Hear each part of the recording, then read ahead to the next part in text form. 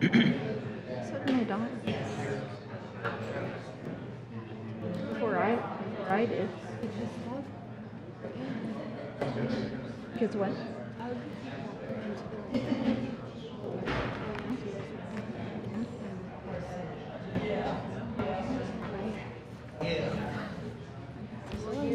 You have a good sense. I don't.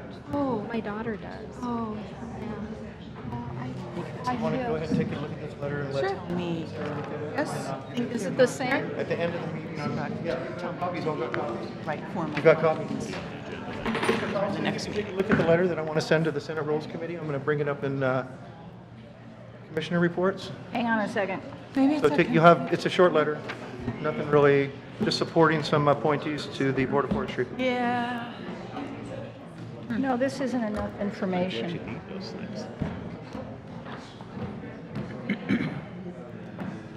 That must be you, Brandon. Okay. This is too quick and not enough Just don't information. talk, and then I'll call you up, and all I needed to do is just tell the board. That's right. Governor Brown is already nominated in these You know three what? people. I just can't go on with this. And from the water district. Okay, well, that's fine. I only need 3 votes. But how they Thank you. kind You're of welcome. stole some of the water and tapped Are you in. ready, Kathleen? So that. Okay. Good evening. Board of Commissioners is the governing body of Clatsop County, all county service districts for which this body so acts. And as the Clatsop County Local Contractor Review Board is now meeting in regular session. Will you please stand and join me for the flag salute?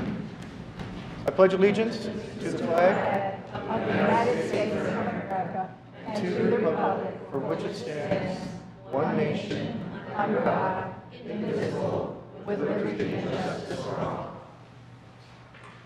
May I have the roll call, please? Here. Here. Here. Here. Here. I'm going to now hand the floor over to Commissioner Sullivan. Thank you. This Monday, we had,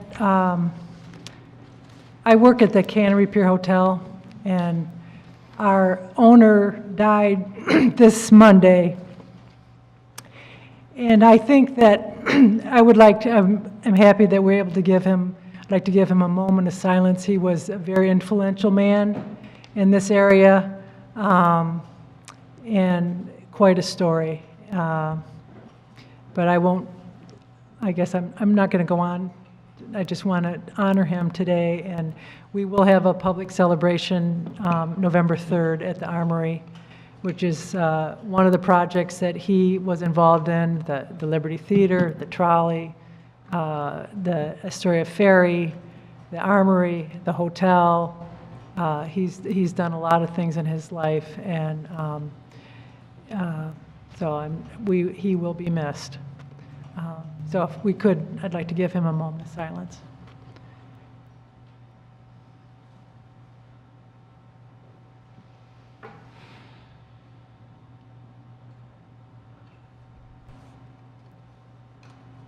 Thank you. Could I just add for one small thing? I was so disappointed that we didn't have a chance to hear more from him because he just appeared before us within the last month and was such an avid supporter of citizen participation and community involvement. It was just a pleasure to have him be here. I was so sad to hear. Yeah, thank you. I'm sure there are lots of stories, and I think a lot of them will be shared on November 3rd. And anyways, I appreciate your time. Thank you. Looking for a motion to approve the agenda. So move. We Second? have a motion and a second to approve the agenda. All those in favor? Aye. Opposed? Motion carries unanimously. Tonight, we're going to have a proclamation concerning National Historic Heritage Month. And we have a guest tonight, Mr. Jose Gutierrez from the Lower Columbia Hispanic Council. If you would like to come up and introduce yourself and give us your report, and then we'll move to a discussion about the resolution. Good evening, Commissioners. My name is Jorge Gutierrez, and I'm the Executive Director of the Lower Columbia Hispanic Council. On behalf of our organization, our members, and the Hispanic and Latino community of Clatsop County, we would like to thank the commissioners for this proclamation and its recognition of National Hispanic Heritage Month. To my knowledge, this is the first time that Clatsop County has issued a proclamation acknowledging this nationally recognized event, and for that, we thank the commissioners, and we would also like to thank Seaside City Councilor Tita Montero for her contributions in moving this idea forward. We believe that now, more than ever, it is important to recognize the contributions that Latino and Hispanic families bring to our community. As you are all probably aware, this November, Oregon will vote on whether or not to repeal our 30-year-old sanctuary law, which, with bipartisan support, was passed not only to prevent the use of local resources to enforce immigration law, but more importantly, was intended to prevent racial profiling and discrimination. Personally, I am voting to keep this law by voting no on Measure 105 and feel optimistic that the majority of Oregonians will vote the same. However, because of Measure 105 and the continued alienation of Latinos and other communities of color, your proclamation today is especially meaningful because it sends a message across the state that despite the actions of a few individuals, Clatsop County is an inclusive place that values the cultural richness and economic vitality that Latino community brings to our area. Most importantly, this proclamation signals to Latino community members, such as myself, that we matter and that we are also part of this community.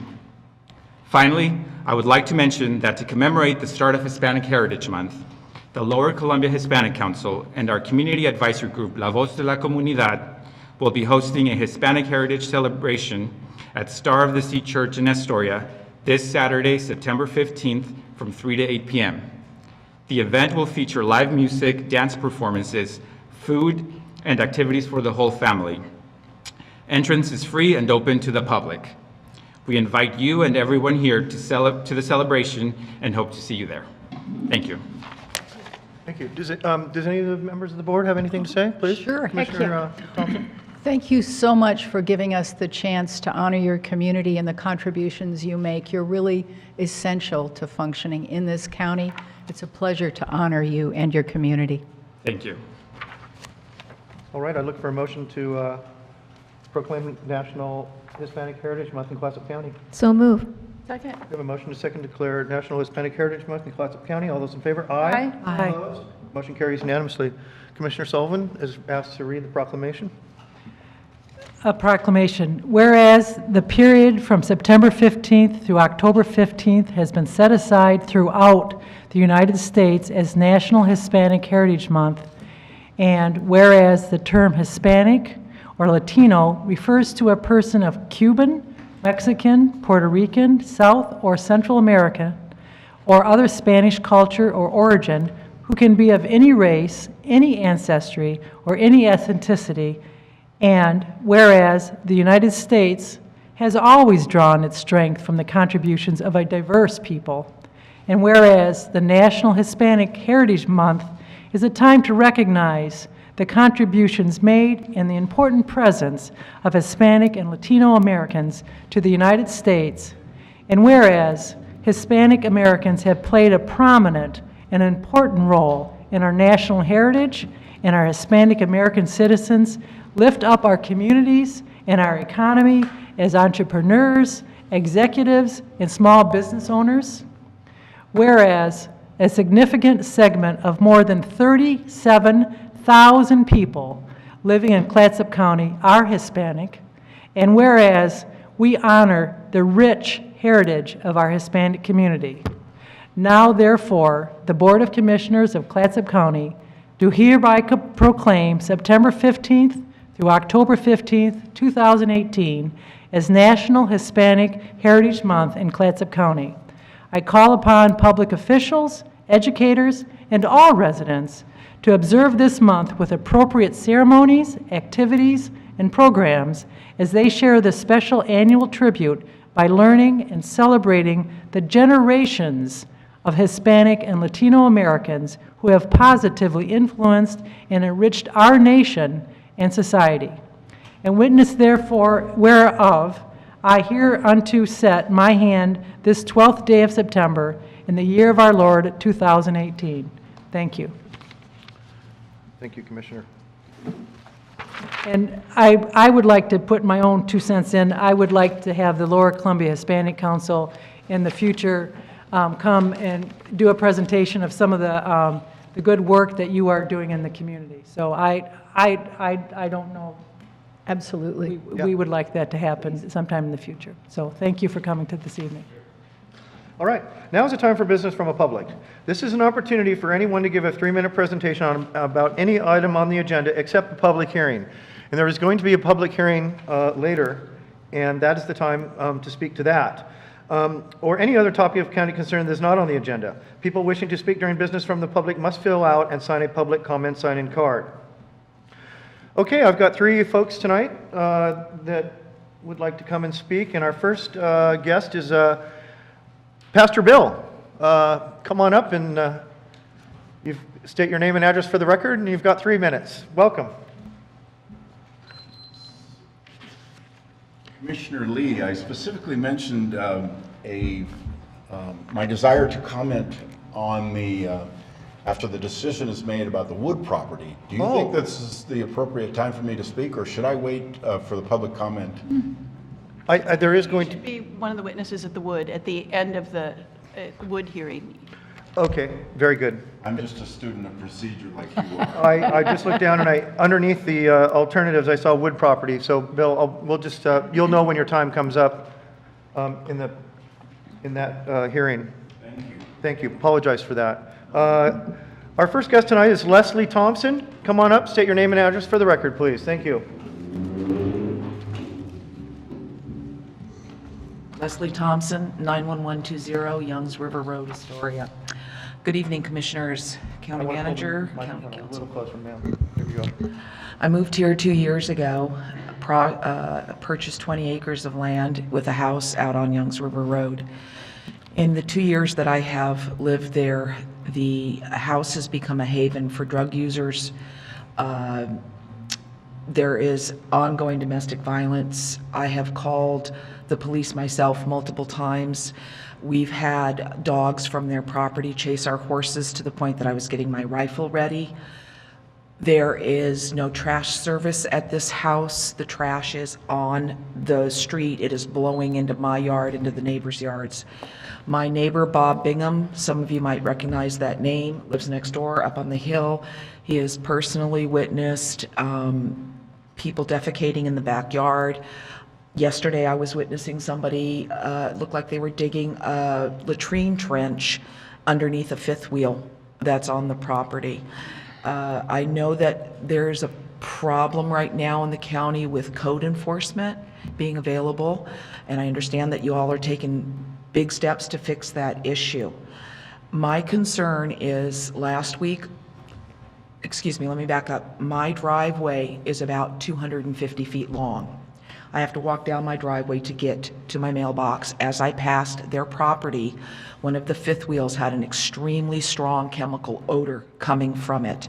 This is a well-known meth house, well-known to the community and the law enforcement. I called and reported that I smelled this smell and suspicious activity, and there really was not a lot of follow-up. And I understand that the boots on the ground don't have the authority. It's got to come from higher up, which is why myself and another neighbor are here to speak on behalf of this situation. If they are cooking meth there, and I did not personally witness it, if that place blows up, it will take out about 4 other houses with it. This is not just a health concern, it's a safety concern, it's dangerous, and I strongly ask you please to take some steps to correct this problem. Thank you. Thank you. Our next guest is Keely or Kaylee? Keely, come on up and state your name and address for the record, please. Welcome. Hi, I'm Keely Jerlide Bohannon at 91158 Youngs River Road. I'm here today to voice my concern with the property 9118 Youngs River Road. In the past year and a half, the physical appearance of this property has deteriorated very quickly. Even in the last 2 months, it has progressively gotten worse. The amount of foot and vehicle traffic going in and out of this property is uncountable. The neighbors have witnessed people defecating in the backyard. I'm not certain there's proper sewage hooked up to the house. There are currently 13 vehicles in the yard, multiple trailers, which in the past, to dispose of them, they have been witnessed dumping at Peter Johnson Lane, as well as lighting on fire, which I have physical or pictures. The neighbors have talked to the resident of the home about cleaning up the property. He says he's working on it, but that's not the case. It's progressively getting worse. There has also been children living there in between the trailers and the house. As far as I know, the children are no longer there, but they are hanging newborn clothes, and there was a pregnant woman out there this summer. I'm assuming that there's not a baby there, but I'm not certain. There's at least 6 people living in the trailers in the backyards. There's no garbage service going to the property, and the garbage waste is being disposed of in the front and backyard. The police have been notified several times of criminal activity going on. I have 3 children, which have witnessed fights in the street while waiting for the bus in the morning that included with a baseball bat. The neighbors have children as well. The property has become bad enough that now I'm concerned for my children's safety. Several people have called the city regarding the property, but have been told that the city is shorthanded when it comes to code enforcers. This property is not only an eyesore as a public health hazard and a public nuisance, and it's only going to get worse if nothing's done. Thank you for your time. Thank you. All right, unless there's any other business from the public, that concludes business from the public. Now we're looking for a motion to approve the consent calendar. So move. We have a motion to second to approve the consent calendar. All those in favor? Aye. Aye. Opposed? Motion carries. Tonight we have a public hearing. And this is the public hearing. Redemption period on the Wood property, page 13. This is a quasi-judicial hearing to determine whether the redemption period on property owned by Stephen and Scott Wood at 92423G Road in Jeffers Gardens should be accelerated and the county should take deed to the property. Does any commissioner have a conflict of interest or ex parte communication on the issue of fact to report? No. Does anyone object to the jurisdiction of the board to hear this matter at this time? Counsel, there's somebody raise their hand in objection. Oh, I don't know why I would raise my hand, but I was supposed to raise my hand. oh, okay. Just the fact that you object to the board to hear this matter at this time. All right, so Okay, noted I for the guess we record. could put that into the record. May I have the staff, are the property owners or designees of the property owners present?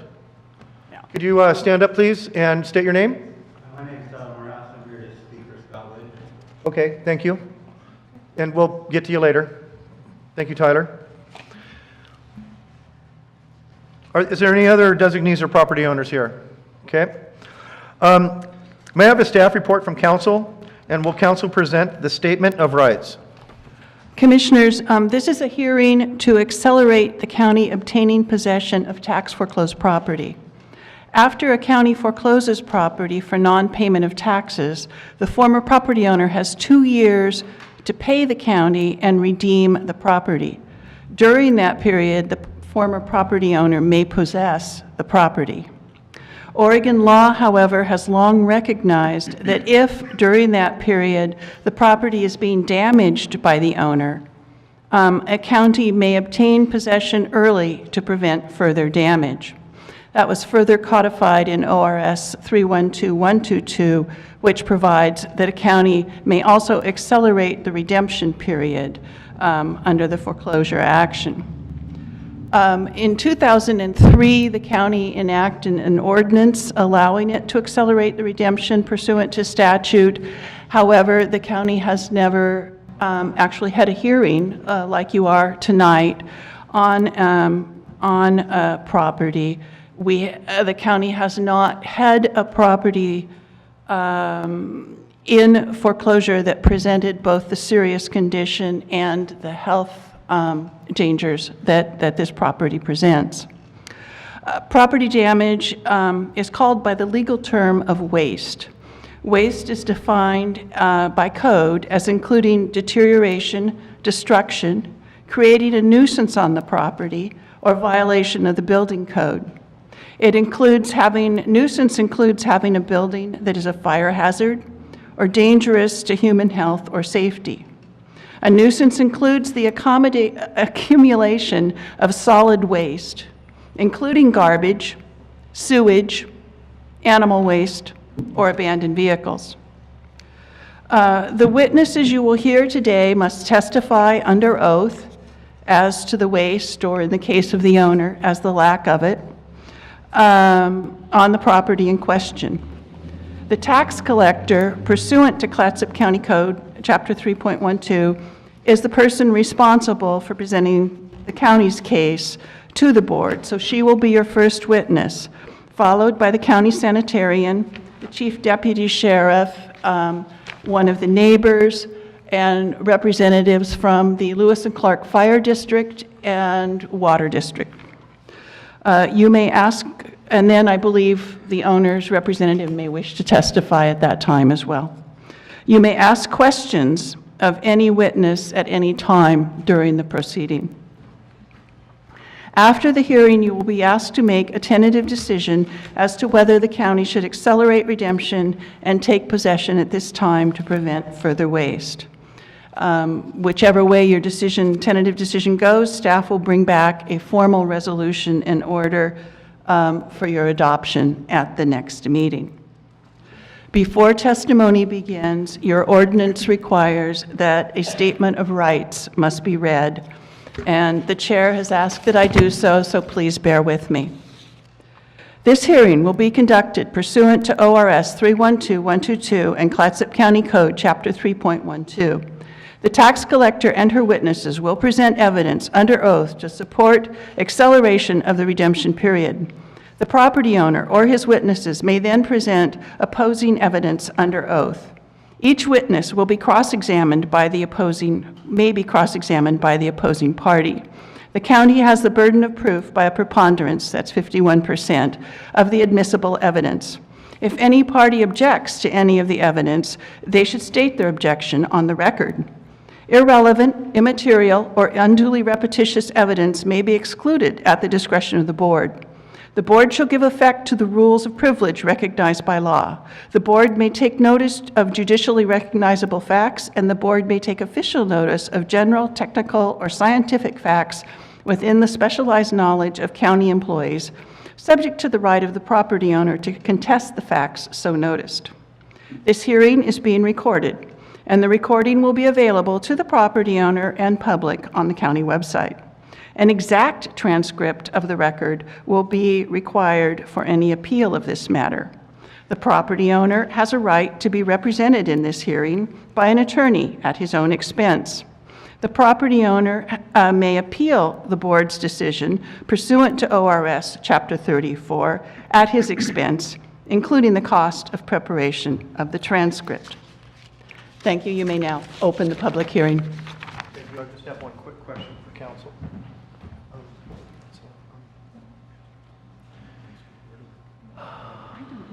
If he's speaking before or after, so I'll just ask at the end. Oh, okay.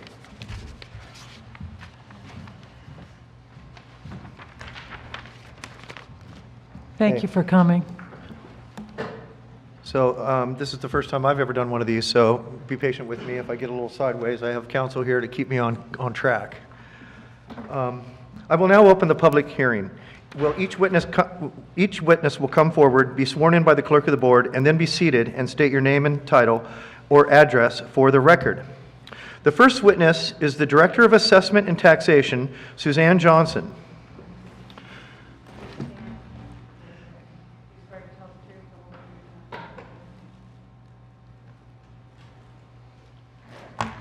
Okay. Good evening. Good evening.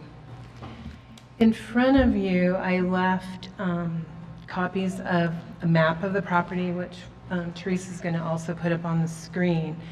So the first map is really just to give you a landmark view of where we're talking about. So this particular property is located in Jeffers Gardens, a little community past Miles Crossing in Astoria. And it's actually in the rural part of the county, so it's considered to be Clatsop County. Teresa, if you go to the next. So this is the web map view. So if you're coming, your first landmark is the Highway 101 coming across Youngs Bay Bridge up on the upper right. Come across and you're turning at Miles Crossing. We're looking at the red. And then the blue little square, so that's G Road.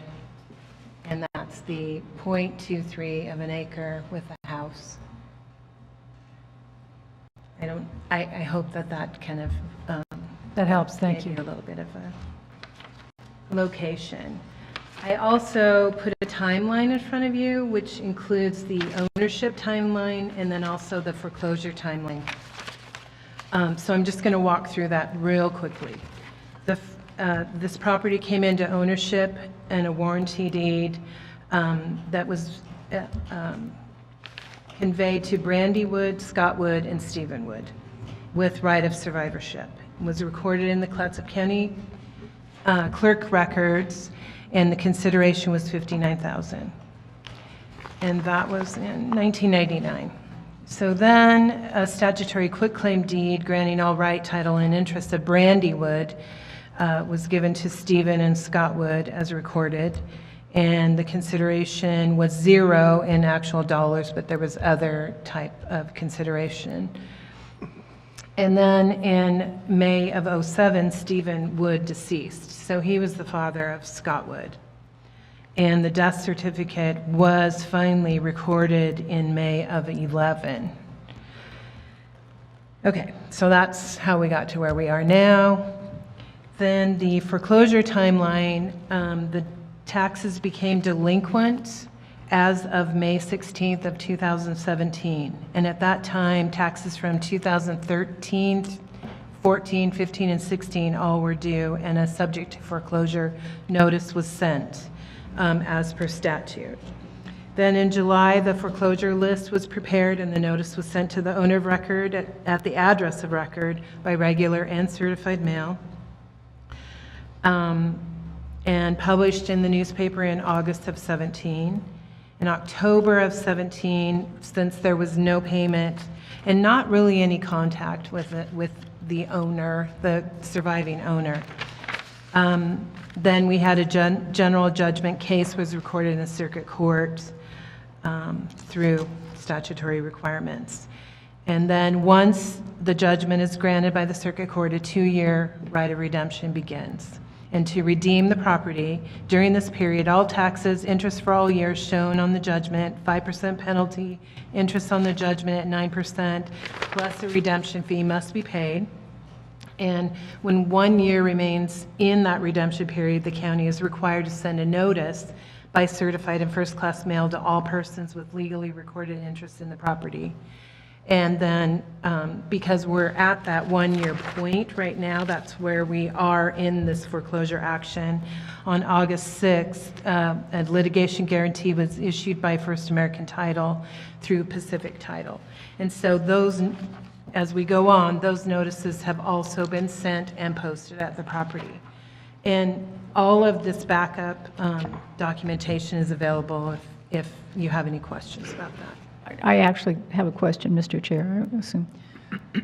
So I assume that this regular structure is put in place so that if someone, if their only problem is a lack of money, the structure is more forgiving and gives them a chance to basically come up with the money to make it right with taxes in order to keep the property. But this is only a money issue that this addresses. Is that accurate? Well, it's by the time we get to deed, there's 6 years of taxes owing. Right. So yes, it accumulates quickly. The interest is 16%. You know, it does become a money issue. Right. So what we're looking at is in addition to money, but these are the safeguards if someone only has a money problem. This is the regular Oregon state law. Thank you. I just want to say thank you for putting this timeline. That's helpful. Thank you. Good. You're welcome. So how did we get here? Just to let you know, right now, the current payoff for a redemption on this property is $11,598. And really, how we got here is in May of 2018. We were going to continue just doing our statutory requirements for this foreclosure. But in May, James Nikas, who's in the audience, came into assessment and taxation to report a theft of electricity on his property next door to this one at 92417 G Road. He reported that the neighbors had, without permission, run an extension cord from the next door property to his property, and he had brought the extension cord with him, which had signs of wear and a fire. I mean, it was black and scary looking. And, you know, yes, we had it in foreclosure, but we weren't to a period where we really had any right to do anything for him. So we advised him to report his concerns to community development and code compliance. On May 18th, he went down there. A complaint was received from the citizen and logged into community development, and public health was subsequently notified. And Nancy Mendoza visited the property and reported to, once again to A&T the unsafe health conditions, and that she would be posting the property immediately as unsafe. So as all of that went on, we all, there was discussions going on, casual discussions amongst the departments on what was going on at this property and what could happen. So on August 6th of 18, a meeting was organized of a task force to discuss multi-departmental intervention of this property because of the unsafe conditions, illegal usage of the electricity and water, and evidence of improper, unsanitary human waste containment and dumping. It was determined at this meeting that the most expedient remedy was to pursue the acceleration of the redemption period as per ORS 312-122 and Clatsop County Code 3.12.060. So then on August 9th, the resolution and order of a hearing date was set in the matter, and on 8/10 of 18, the notice was mailed to the owners of record and physically posted at the property by myself and the property manager, while accompanied by Tom Tusing, a sheriff's deputy. And at the time of the posting, 4 occupants were observed at the property from the yard. We did not go into the property, we were only at the street. Also observed were multiple cars, RVs, and additional outbuildings among piles of garbage. 3 of the occupants asked for information and details of the posting and stood for quite a while at the road and discussed what was going on with the posting. They also indicated that they had valid rental agreements, permission from the owner to be on the property, and that all of the people that did not have permission were kicked out. They denied using buckets for human waste, except for the one person that lived upstairs at some point, and they claimed that they did have water and were working on paying the Miles Crossing bill so they could get hooked up again. They spoke of getting a power of attorney from the owner to act on his behalf, as according to them, he is very ill and under hospice care, and wouldn't it, and this is a quote, be nice to clean this place up for him.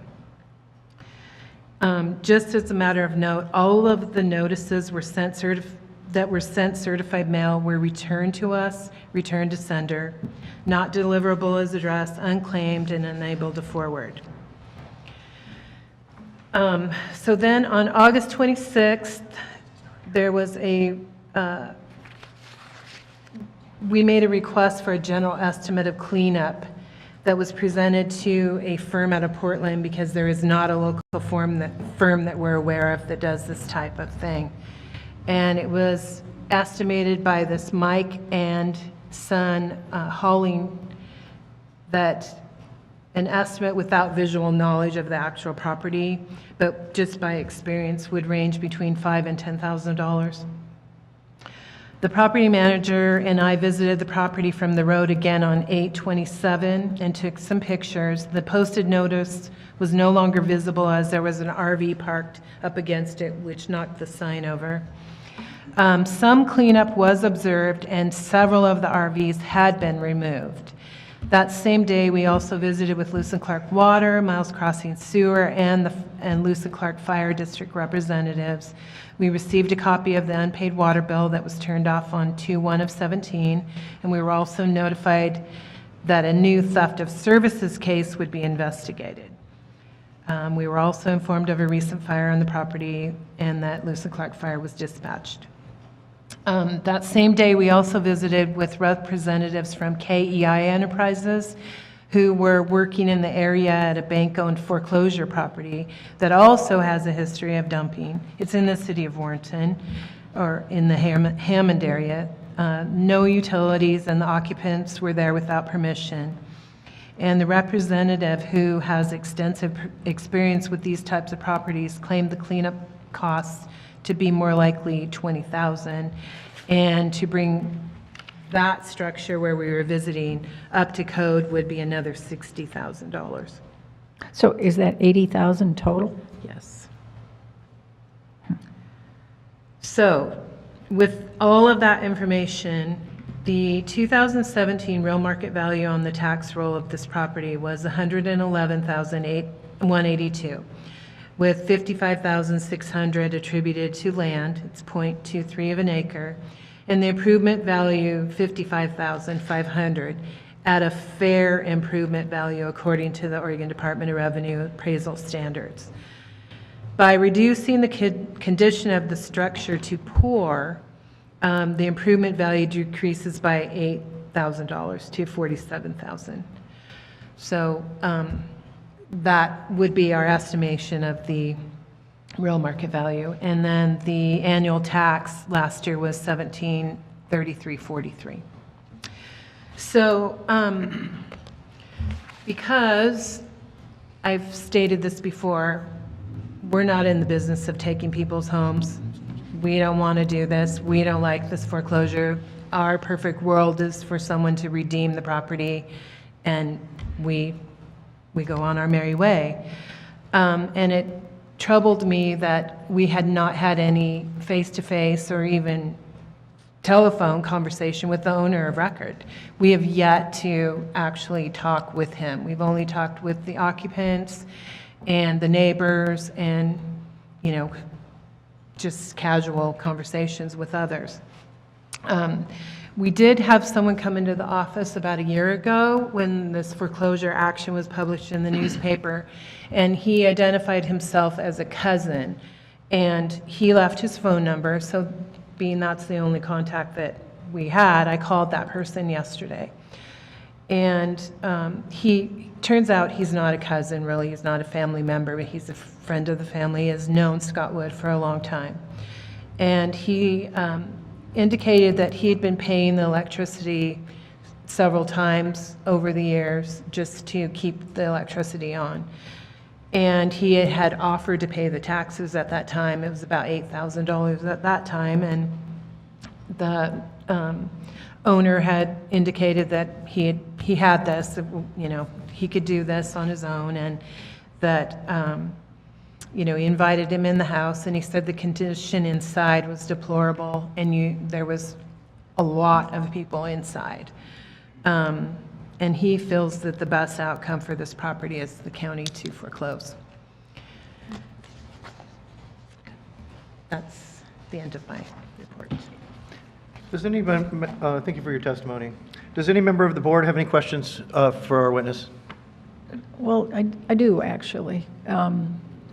So there's a paper value then of $47,000 on the dwelling, and on the land, $55,600. Yeah. So there's still, even if it costs $80,000, or is that just the cleanup of the land? Do you know?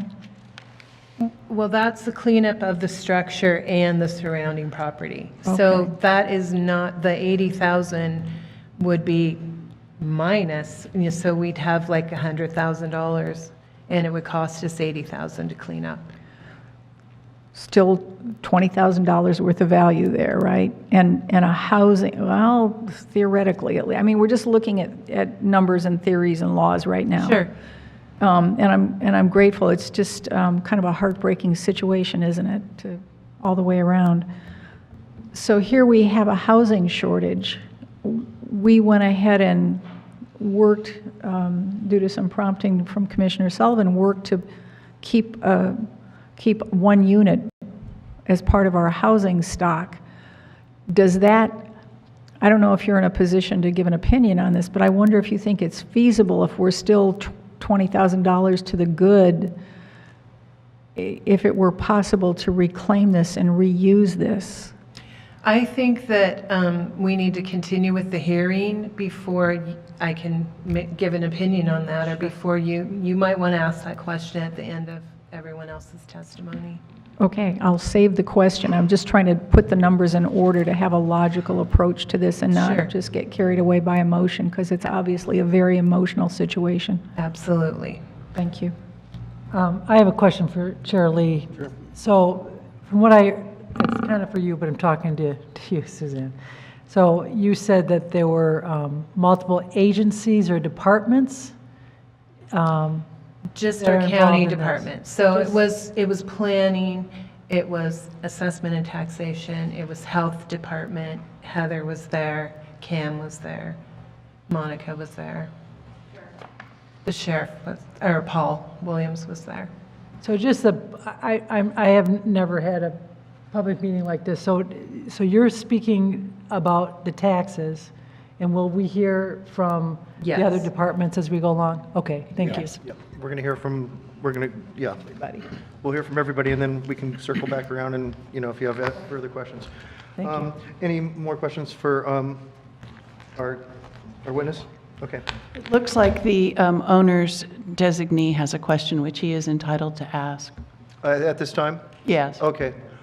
So stand up, Tyler, and come up forward, and I guess we'll have to swear him in now. This needs to be a question just for the assessor. Hi, everybody. My name is Tyler Morehouse. Hold on, Tyler. Do we need to swear in the witness?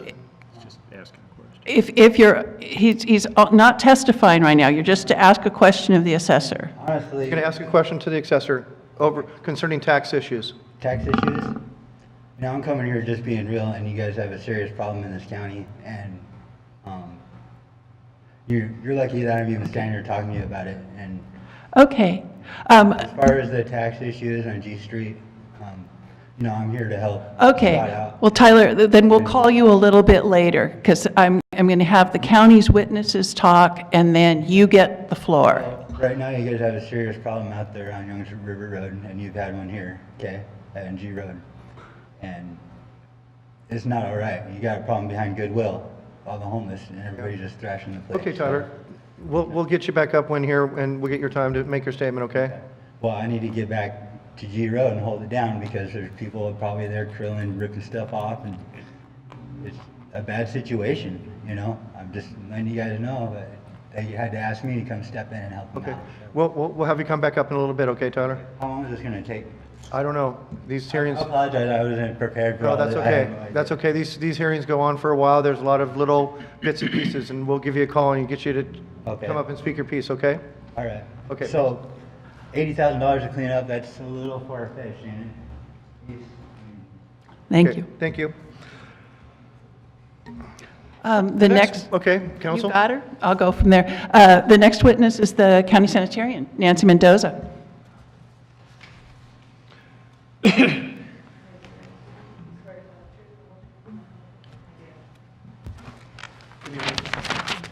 My name is Nancy Mendoza. I'm an environmental health specialist with the Public Health Department. I was first sent a complaint from Mandy Madison, our maternal child public health nurse. She had a client that resided at this house on G Road. She was pregnant, and she told Mandy that outsiders were not allowed on the property, but that she was, her and everybody in the house were using buckets to go to the bathroom. they had no running water, no sewer, no electricity services there. I drove by the residence after that, but I didn't stop. I wasn't really comfortable just going there by myself. And then on July 5th, I received an anonymous complaint about the residence, and that person was stating the same thing, that they were dumping buckets of sewage into the adjacent property. There's a ditch back there, and that they had no water, no electricity, that sort of thing. So after that, I contacted the Youngs River, Lewis and Clark Water District, and I spoke with Bonnie Dunn, who is the manager, and she verified that their water and sewer had been shut off since February of 2017. After that, I coordinated with a sheriff's office to do a site visit, and we agreed to meet on July 18th at the house on G Road. After that, it got a little chaotic. Once we were there, I was there with a sergeant and 2 deputies. When we approached a truck that had 2 individuals in there, and then there was a commotion. The deputies chased an individual into the backyard, back into the field. After that, we spoke with, I told the individuals why I was there. They denied that was happening, that the buckets of human waste were being dumped into the field. I told him that I wanted to look at the property, and he agreed. He said that was okay. We went, but the deputies, we actually waited for backup after the deputies followed this guy. So we waited for backup. We went onto the property. The driver had told me that there were 2 people, himself and his girlfriend, living in one of the trailers, another individual living in another trailer, and a couple people living in the house. So we went up to the first trailer with a deputy, knocked on the door. A gentleman came out. He said he wasn't living in the trailer. It looked, somebody was living in there. There was a lot of clothing, food, that sort of thing. They spoke with him. They looked at his ID, and he ended up getting arrested. We walked further up the driveway, and there was stuff like this in the driveway, just piles of trash everywhere, and on the side of the house, in the back of the house. I walked up to this spot, and I said, I smell sewage. And the driver of the truck said, no, that's where the dog goes to the bathroom. And a woman came out of the trailer at that time, and she stated, no, that's where we dumped so-and-so's tank from the 3rd trailer that was not occupied. So I was standing in human sewage right there. After that, I took some pictures of more trash. This is a vehicle in the back of the house that's just full of garbage. And there's a side yard. So after that,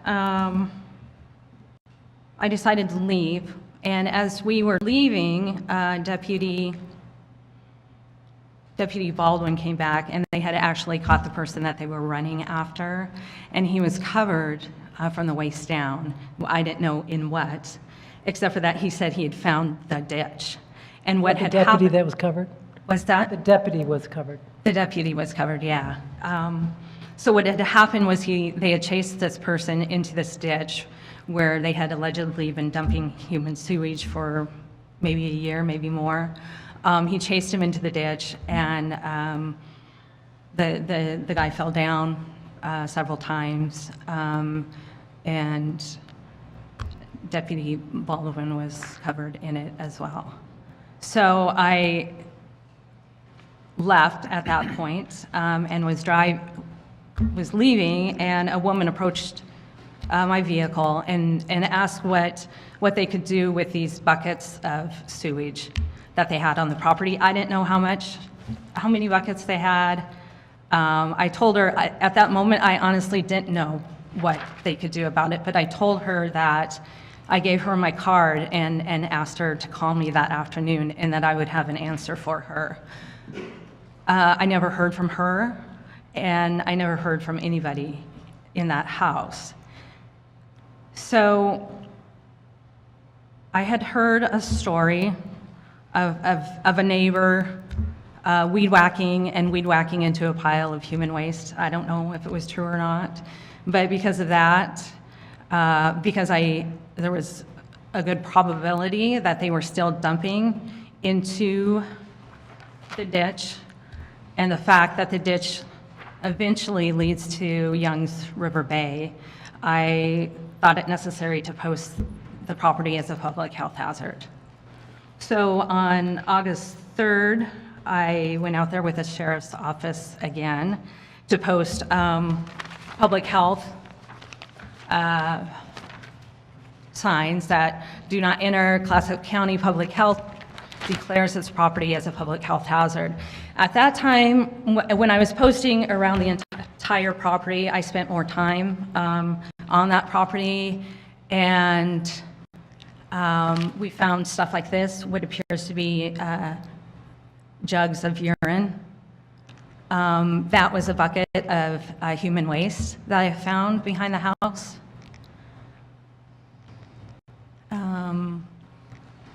That, I don't know. I don't know what it is. I just know that it was a very unsanitary property that honestly nobody should have been living at that time. There's that. All right. Is that your testimony? Yeah. Yeah. Do any of the members of the board have any questions for our witness? All right. Thank you. Thank you. The next witness is the Chief Deputy Sheriff. Chief Deputy, welcome.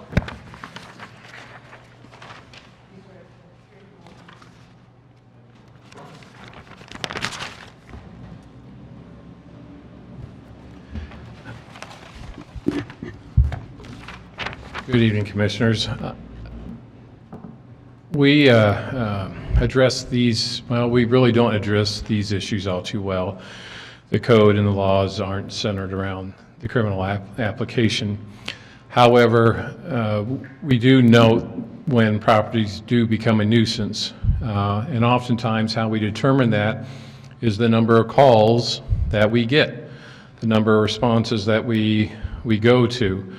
In the case of this property, in the last year, the Sheriff's Office, Fire, and sometimes Warrenton PD as cover has been to the residents 38 times. Since 3/3 of 2016, the total number of calls has been 69. To give you kind of a bearing on how much that is, there was a total of 94 calls from 2001 to this date, well, till late August of this year. So we've seen the number of calls dramatically increase as time moves along. These calls range from assaults to disturbances to criminal trespass to offensive littering to animal problems and drug issues and warrant arrests. So they are a wide variety of calls. I believe a number of cases were provided to you in your packet. If you have any questions about that, I can answer that. We do have reports of potential drug activity at the residence with quick visits and people coming and going quickly, which is a sign or indicator of possible drug selling. The number of people that we've taken out of the house or we've arrested on warrants around the house and such like that, a number of them have had drug issues, and a couple of the cases connected to the house, we've actually recovered illegal drugs when we made arrests.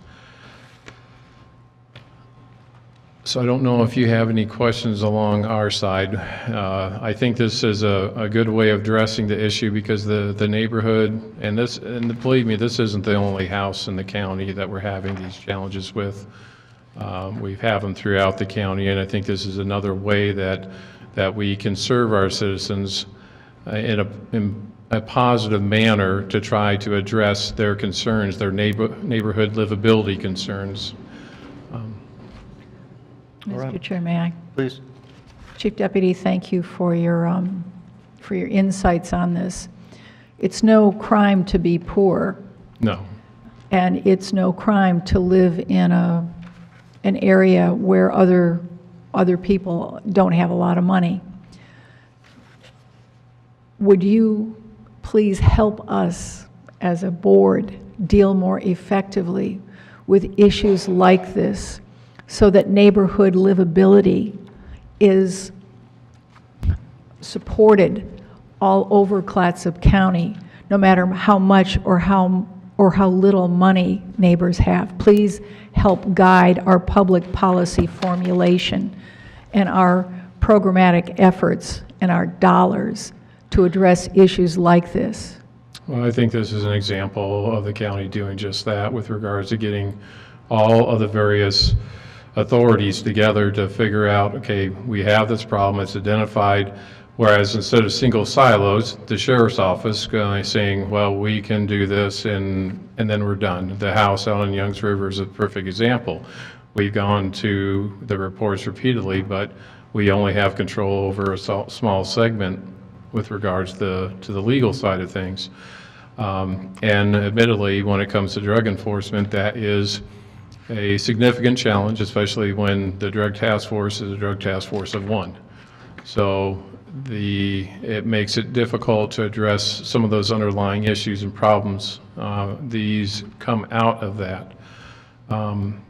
But I think this is a good example of the various departments getting together and brainstorming and coming up with some solutions that may have not been thought of before. And I hope that we continue to. I also am hopeful that we can get the code enforcement person hired, and I also am hopeful that we can actually revise the code so that it has some teeth, so that we don't have to wait around for the person to pass away or to sell the property before the county can actually do something about it without incurring a significant cost on the county's part. So hopefully we continue, and I know Cam has provided direction with regards to let's try to get that ball rolling and get that giant hole, because I've been dealing with that hole for 20 plus years. The mechanism for enforcement is challenging at best. So, Mr. Chair, I don't know if we need a work session on this or a task force or something, but it seems perhaps this is the only property in Clatsop County where there's this rate of accelerated problem, but my hunch is no, it's not. So if there's a way that we should gather to focus ourselves to support the good work of staff, and thanks to staff from every county department, and really heartfelt thanks for that collaboration, but let's keep some momentum going. Let's deal with this problem so justice is for everybody, and neighborhood livability is for everybody. I agree, and also we have to remember we need to bring our special districts into the discussion too. Sure. Chief Deputy, for the record, could you also expound on the police report of July 18th of Deputy Baldwin regarding the condition of the property and waste? And one other question, could the assessor has testified that they have had no contact with Mr. Wood, I don't think ever. Could you advise the board whether your department has had any contact with Mr. Wood? Those two questions, please. Correct. Actually, I was one of those cover deputies that went that day. And in examining the property, another thing of note was the fact that on the north side of the property, you could see the tunnels and actually saw a couple of rats. So you have a rat infestation issue also going down into the what appeared to be either a crawl space or a basement. No different than anybody else. I sell the same buckets and such like that. The deputy chased the individual, and he tried to jump the ditch and didn't quite make it and ended up in the ditch. And it was readily apparent when he came back by both appearance and odor that he had jumped into a pile of human waste.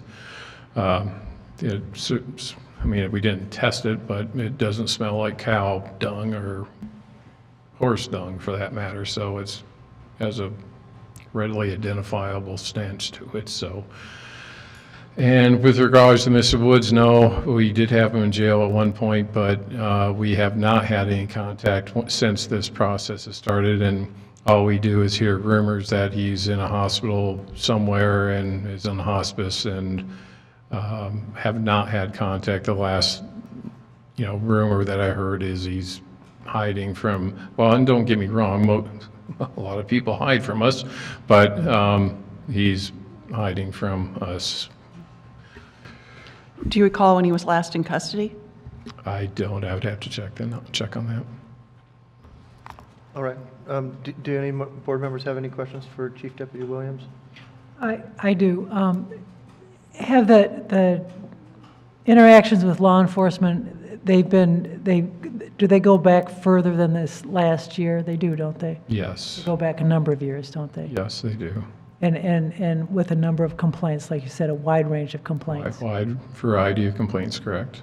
So if there's a danger of fire, is that your department, or does that go to the fire department, or, but if there was a theft of electricity that might have started a fire, would that have involved you guys, or? There was in fact a fire at this property. So is that then become the fire department, or? The Yes. fire chief is here and will be testifying. Oh, okay. Thank you. All right. Thank you, Deputy. Council, are there any other witnesses to be called in of accelerating the redemption period of this property? Yes, I'd like to have the neighbor, Mr. James Nikes, come forward and testify regarding what he sees on the condition of the property.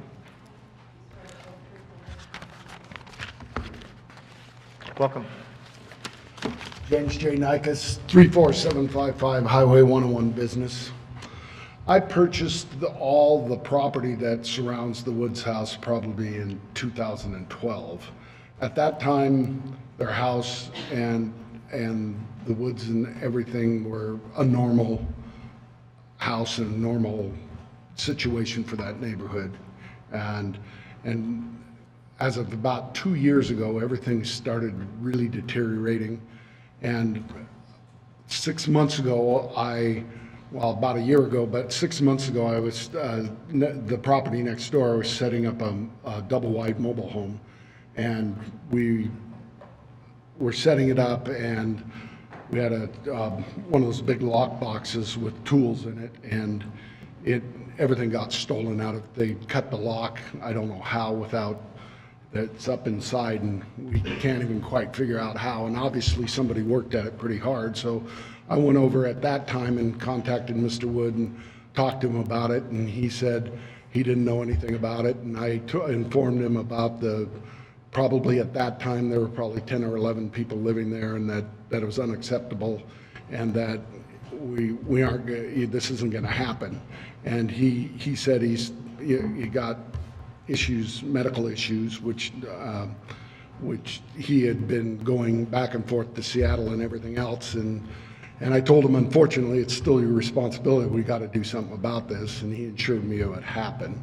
And then probably 2 or 3 months after that, we had gotten the trailer set up and everything else, and I rented it to a guy, and we were over there working on the place, and he was cutting along the fence line, and he hit a pool of human waste and just covered himself in it. And they had dug a cesspool just on their side of the fence where the sewage from one of the buildings was coming into it, and it had filled up.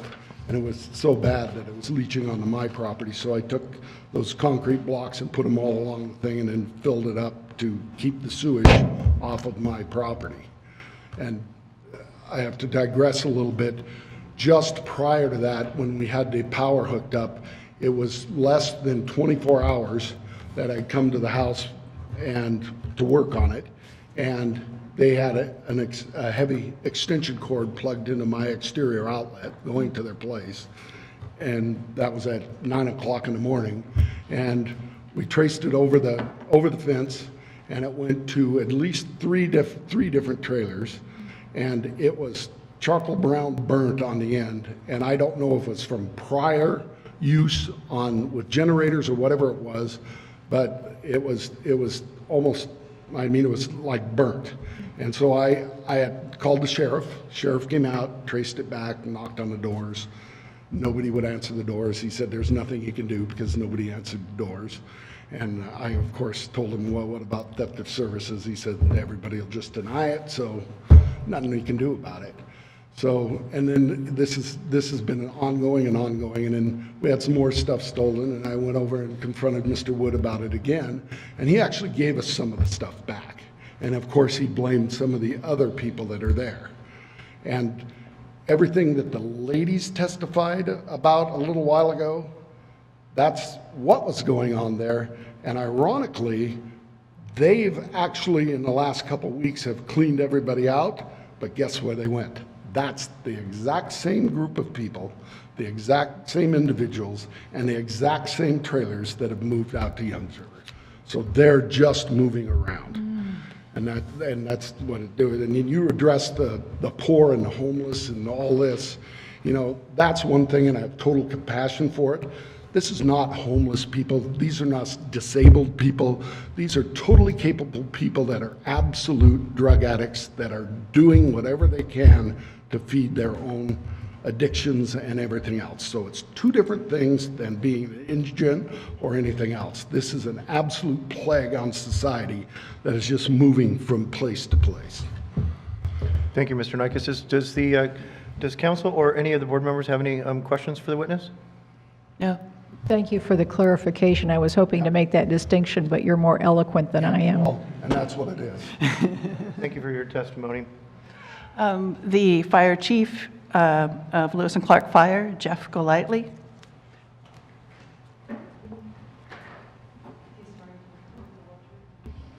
I do.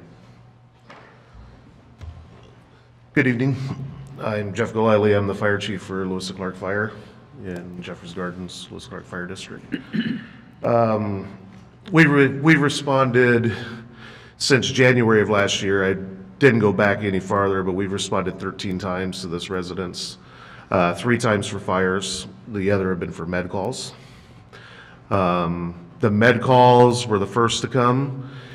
And since we started responding there was a lot of issues that we saw, dealt with, and also had to pass along to other authorities. To the point that anytime we would respond to this, we would have a deputy respond also, due to being threatened, denied entry into the buildings for calls, or just a significant amount of individuals there that were armed and threatening. So for our own safety, having somebody respond with to go in. As far as fires go, one fire in particular we responded to involved a lady locking herself in a bathroom and trying to burn down the house. However, a cast iron bathtub doesn't burn. All she managed to do was just smoke the whole entire house up. She would not allow us in, nor would we allowed to go into the building when I showed up. We had to get a deputy there before we forced entry to go in, and there were numerous people there at that time that we woke up, had to force entry into the bathroom to put out the fire. Fortunately, no structural damage or anything from that. Most recent fire there happened a few weeks ago, I think about 3 weeks ago. I wasn't present on that call. Brandon Smith was. We were called for a grass fire. Crews responded. Upon arrival, had heavy black smoke coming from the backyard. As they approached the home, they were denied access and told that they were not allowed to enter that property for the fire. Deputies were contacted. A deputy showed up. When the deputy arrived, he advised that yes, the fire department will go put out the fire. Crews entered to put out the fire. We're able to get the fire knocked down. It was about a 6 to 8 foot pile of garbage in the back, approximately 15 feet from the home. It could have potentially got into the home had we not been able to do anything. At that time, our crews were crawling over buckets of feces and everything else, covering their turnout gear, our hoses and everything else, very unsanitary conditions. That being the most recent fire, majority again were med calls there. That's about all I can tell you that I know of. We did respond there obviously in years past, but not nearly as much as the last year, year and a half there. Significant increase. So the real problems have really come on strong since the foreclosure's taken effect, yeah. Okay, does any of the members or council have questions for the witness? I do. Yes, ma'am. How many fires do you think have been there? We've only responded to 3. There's been nothing structurally there. It's only been rubbish fires. And then the one where the lady had locked herself in a bathroom and she was burning inside the bathtub. They actually never. That's unusual. A property wouldn't normally have 3 fires within the last 6 months. Is that That would have been in the last year. in the last year? Yeah. And were they intentionally set fires? Yes, all of them were intentional. And then there were the medical calls, but each one of these times that you responded to the property, you felt you needed assistance of the sheriff's department? Yes, ma'am, absolutely. Thank you. Especially for my crews, if I wasn't present, or even, we have a lot of female firefighters, and they would not enter the property without having an escort. And as far as you know, the individuals that you were dealing with were not necessarily the owners of the property, but they were residing at the property? Correct, they were not the owners. They were residents there. Thank you. You're welcome. Thank you. Thank you. Brandon Smith.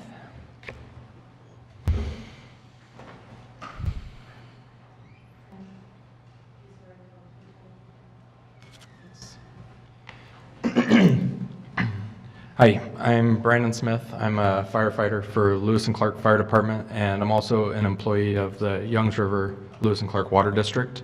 So if you have water questions, I should be able to answer some of those as well. The reason I was asked to come in and speak today was I was the command on the most recent fire, the garbage burning behind the house. And so if you'd like more information on that, we can go through that with a little more detail. Please do. Okay, so we got toned out for a grass fire, and dispatch gave us an address, but it had been called in from a neighbor. So listening to the address, we didn't recognize it to be the Woods house. And when it is the Woods house, generally the law enforcement is on its way to meet us there. So we don't necessarily have to wait for it. So the first 2 guys from my department came on scene and realized that it was in fact that house. And at that time they called for the police to come in and just in case anything were to happen. There's generally a lot of people there that meet you in the driveway before you even get to the house out of all the random cars. And residents meet you, people that are residing on the property meet you at the yeah, driveway? residing either in the trailers or in the cars in the driveway. And so they got there and they got the truck all set up to fight the fire, because when they got on scene you could see the flames over the back of the 2-story house. And it was unclear from the road if it was in fact a grass fire like we were called out for, or if it was possibly a house fire just with the color of the smoke and how close it was to the building.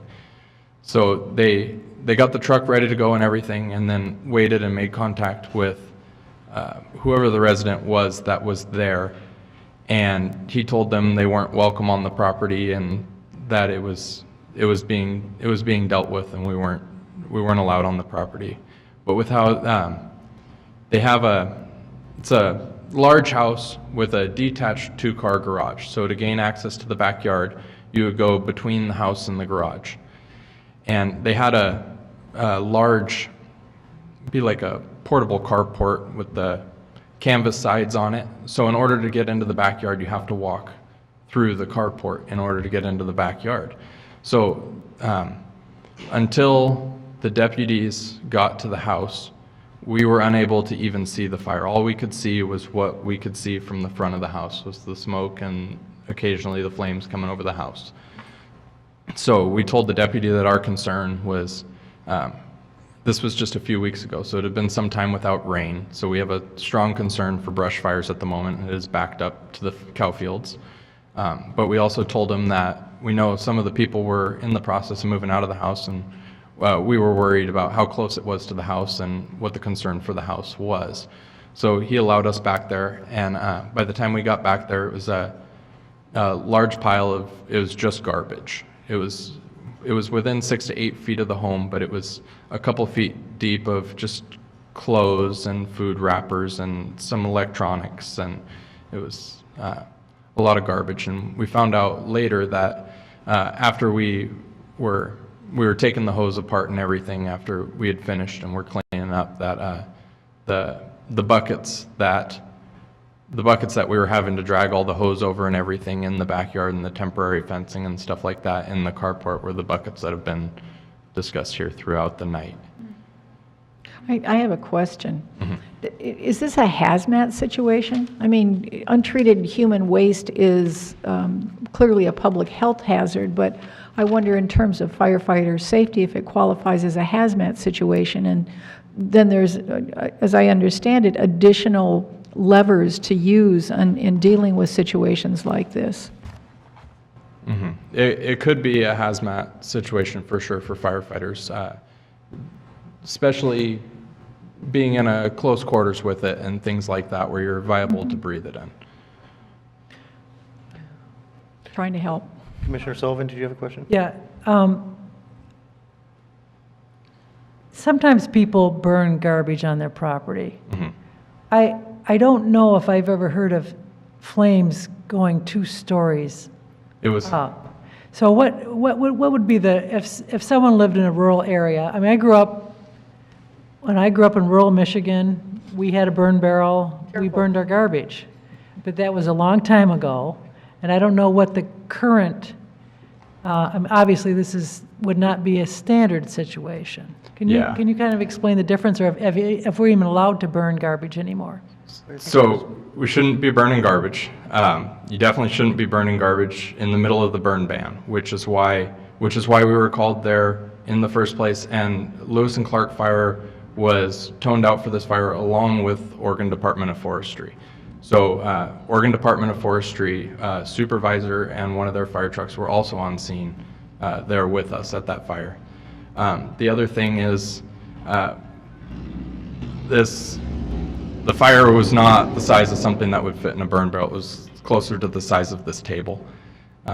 It was a couple feet deep, and I don't know if anything was used to help get the whole thing started, but that's where you could get flame lengths from, and the dark smoke would show a lot of plastics and things like that, which do put off quite a bit of flame lengths. I mean, I'm not an expert like yourself, but I can't imagine having the kind of flames that would go 2 stories without using some kind of accelerant on that.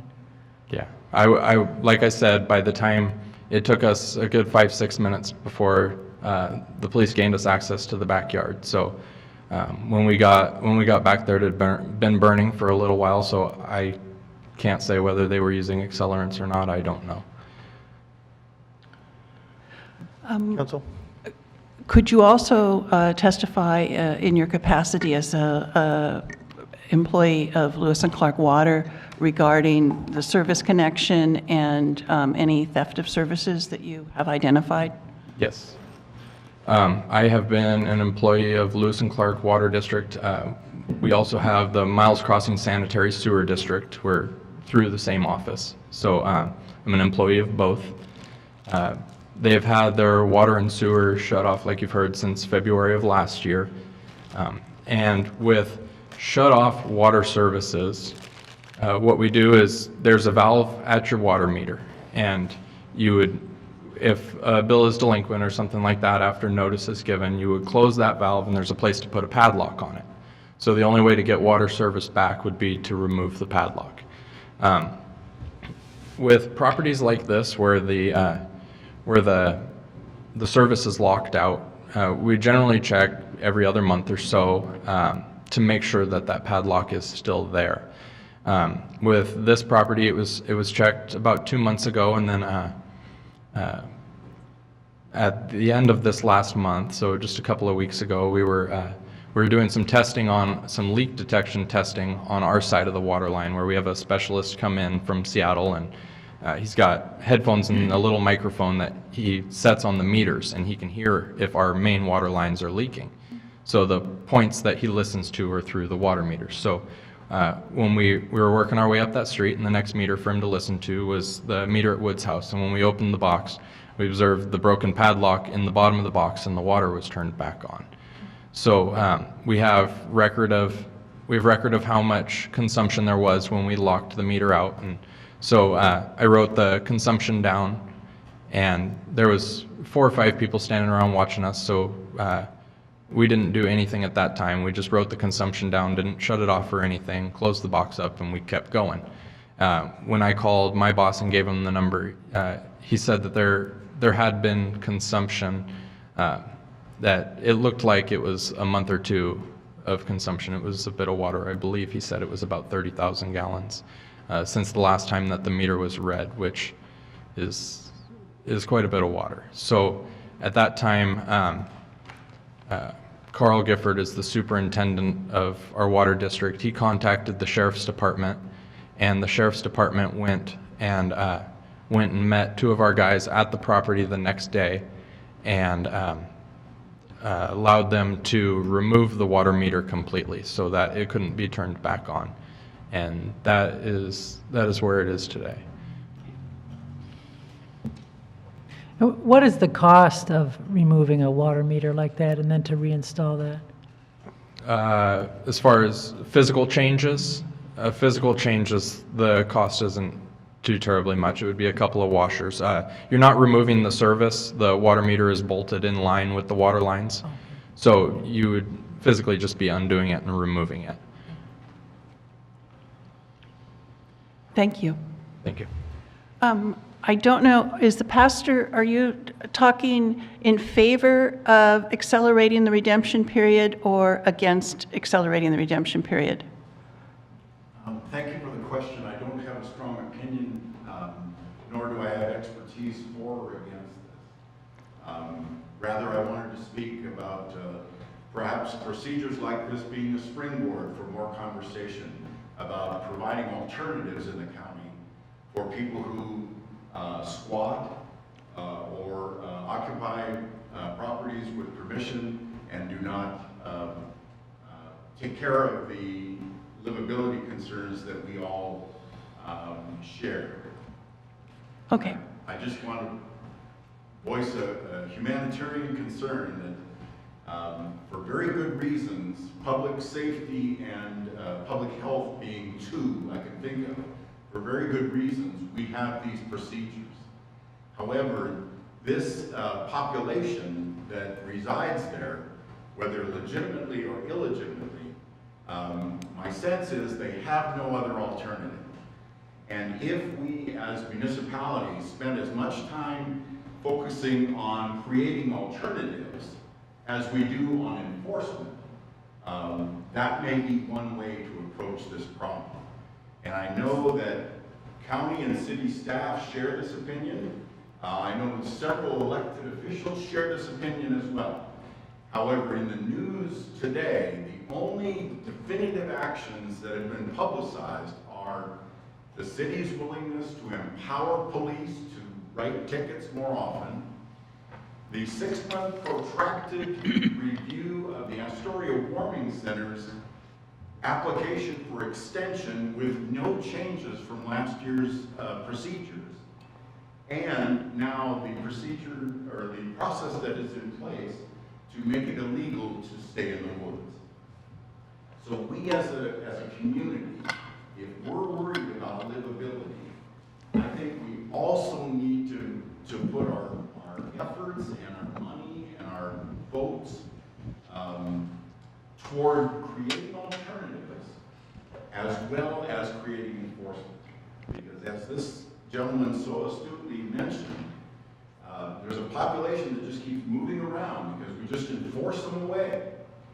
And what if there was something for them to go to? What if there was a county facility or a city facility or a public-private partnership with a nonprofit like First Presbyterian Church where we could create a living space for the working poor? Because it is obvious to me, and I've only lived here 2 years, there's a lot of distance between the street living and the $900 a month apartment that's available in town. We have people who have a myriad of means all along this spectrum, but we have no housing opportunities that fall in the spectrum. You either can't live anywhere or you pay $900 a month. And so I just wanted to give voice and put on the record that I am in agreement with all of you that we need to put energy into alternatives as well. Thank you. Thank you. So help me God. Thank you. So help us all. Pastor. Council? We're back to the actual proceeding. At this point, it's the time for the owner or the owner's designee, who I believe is Tyler Morass, to come forward. And if you'll face the clerk, she'll swear you in, and then you can sit down and give your name and what you want to tell the board. My name is Tyler Morehouse.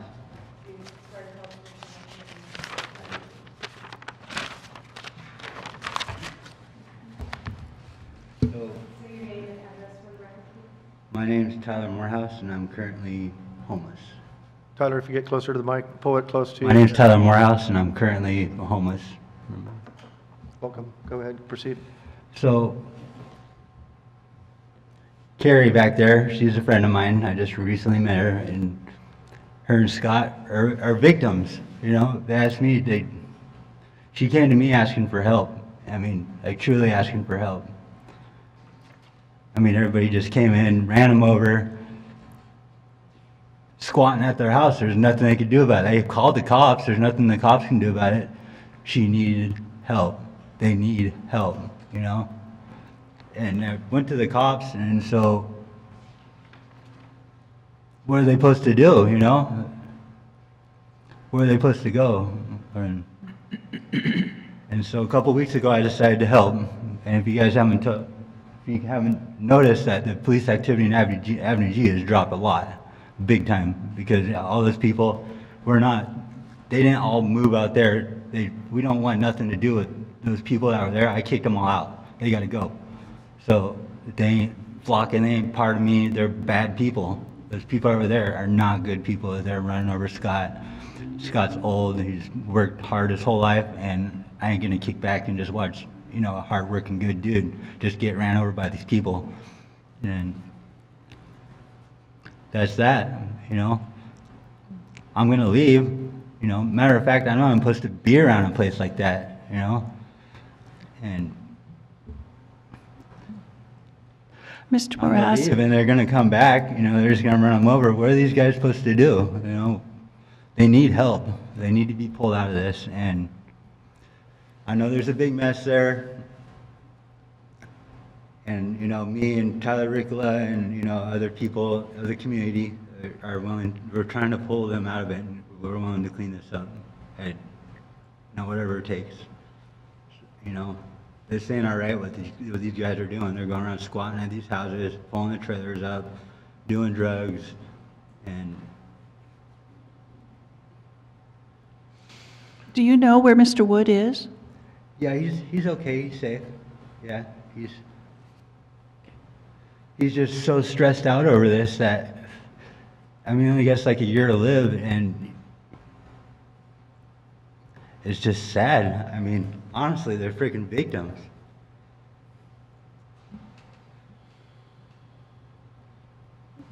And they need help. Tyler, Go ahead. And that's Tyler, how long have you lived in this area? my whole life. I'm Clatsop County native. So. You're a Clatsop County native. And have you reached out to different agencies and stuff for help in your own particular situation? There's not much out there, you know. Have you ever talked to the Helping Hands organization? Yeah, we need helping hands, most definitely need to get some more drug treatment in the area. You know, that's the, you know, it seems to be the #1 underlying thing to the homeless, you know. I've been homeless before, you know, I lived back there behind Goodwill a long time ago, and they're just stuck. They need help. You know, they need to be pulled out of this. And It sounds like you have some leadership tendencies, and perhaps you can be part of the solution, but what is your relationship with Mr. Wood, if I may ask? Just a friend, and just a friend. I barely know the guy, but he went to jail, what was it, like 6 months ago? And Carrie came at me and said all these people came in and were just running them over or stealing stuff around the neighborhood, and she needed help. And I would really wish I would have helped then, because they totally destroyed the freaking place and disrespected Mr. Nikas's stuff. And I worked for ACE a long time, and it ain't all right for what these people have done, you know. So you witnessed the problems that are there and how severe it is. Yeah, I've seen the problems, and they're no more, and that's that. Okay, I cleaned it up. You know, those people are not allowed on that road, you know. This is ridiculous. I just even came to this, or I don't know what's going on out there in Youngs River Road, but this is just, that's out of control, man. I drove out there the other day, and I cannot believe that. Or even back behind Goodwill, like the garbage and the way these people are treating the forest. My kids are gonna play in this, you know, play in that forest. You know, we need to do something about the homeless, you know. We need a bigger, you know, Helping Hands, a little bigger mission or something. And Council, did you have any other further questions for the witness? Does any other members of the board have anything to say? Mr. Morass, when you first went to the house, how many people were living there? there's all kinds of idiots in and out of there all the time. I mean, how many people live there? None now. So, and that's that. And were you involved in removing these people, or did you just kind of go in there and tell everybody to go, helping your friend? Something like that? It just got taken care of, you know. I mean, I was really cool, but it ain't cool. This elderly man sitting there with no power, and they're not helping him out, shitting in buckets in the backyard and stuff. Right. And I didn't appreciate, you know, I was really calm and cool about it, and they simply had to go. And all that trailers and all that garbage and stuff, it needs to be cleaned up. And we're gonna bring in an excavator and scoop that stuff up, and You had talked about feeling like you needed to get back to the property to protect it. Do you see that what you have done is a permanent thing? no, I mean, you can clean it up, but they're gonna come back. If there's nobody there, you know, Mr. Wood can't defend himself, you know, and that's where he needs help. Well, Tyler, thank you so much for your testimony. It was really informative, and it's good that you've, you know, stepped up to the plate and tried to work for a solution here. Right, and, you know, I just don't want them to see them as, you know, they ain't asking for much. They don't have a choice right now. They just want a motorhome, and they just want to go, and they just want this nightmare to be over. And so, if anybody's willing to help, they need help, so they truly do. That's clear. Well, thank you. You're welcome. Okay, Council? Do you want to say anything? If you do, this is time for the tax collector's rebuttal. So at this point, we still are 1 year into the redemption period. And what we're asking for is an acceleration of that redemption. So I guess my question would be, is what is the plan? So I understand that they're victims of people that they didn't authorize to be in the home, but is there a plan for redeeming the property from foreclosure? Is that, you're asking the plan from us or from the folks that are living there?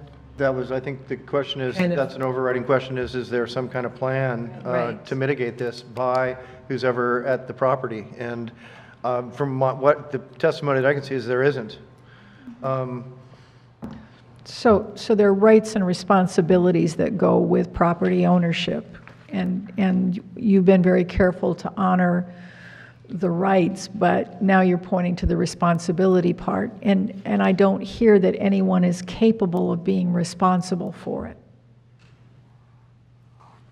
It sounds like Tyler has something else he wants to say about that. I'm willing to help mine and wait for an answer that I can. Thank you. I also have a question, and I don't know if it's for the sanitary and public health. I'm very concerned about the human waste that is so close to the water source, not only for the people that had been residing on the property, but the agencies that have gone to deal with the problems that are on there, and then just blatantly it just being in the environment in that way. I mean, there is a reason why we began public health departments in the United States in the first place. Correct. And those diseases have not gone anywhere. They've just been managed by good sanitary practices. And so I'm very concerned about what we heard about what exists out there.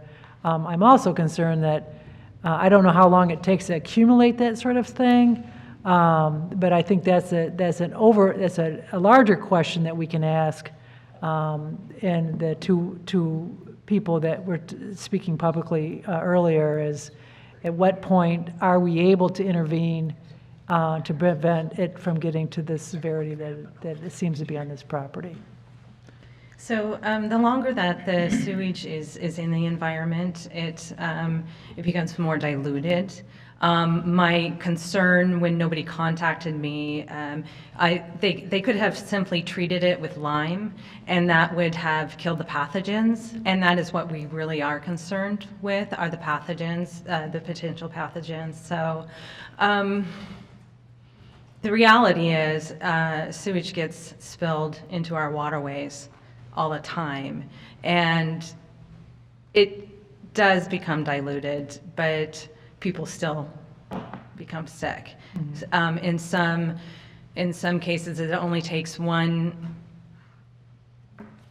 egg from a parasite to infect a person. So it is a big concern.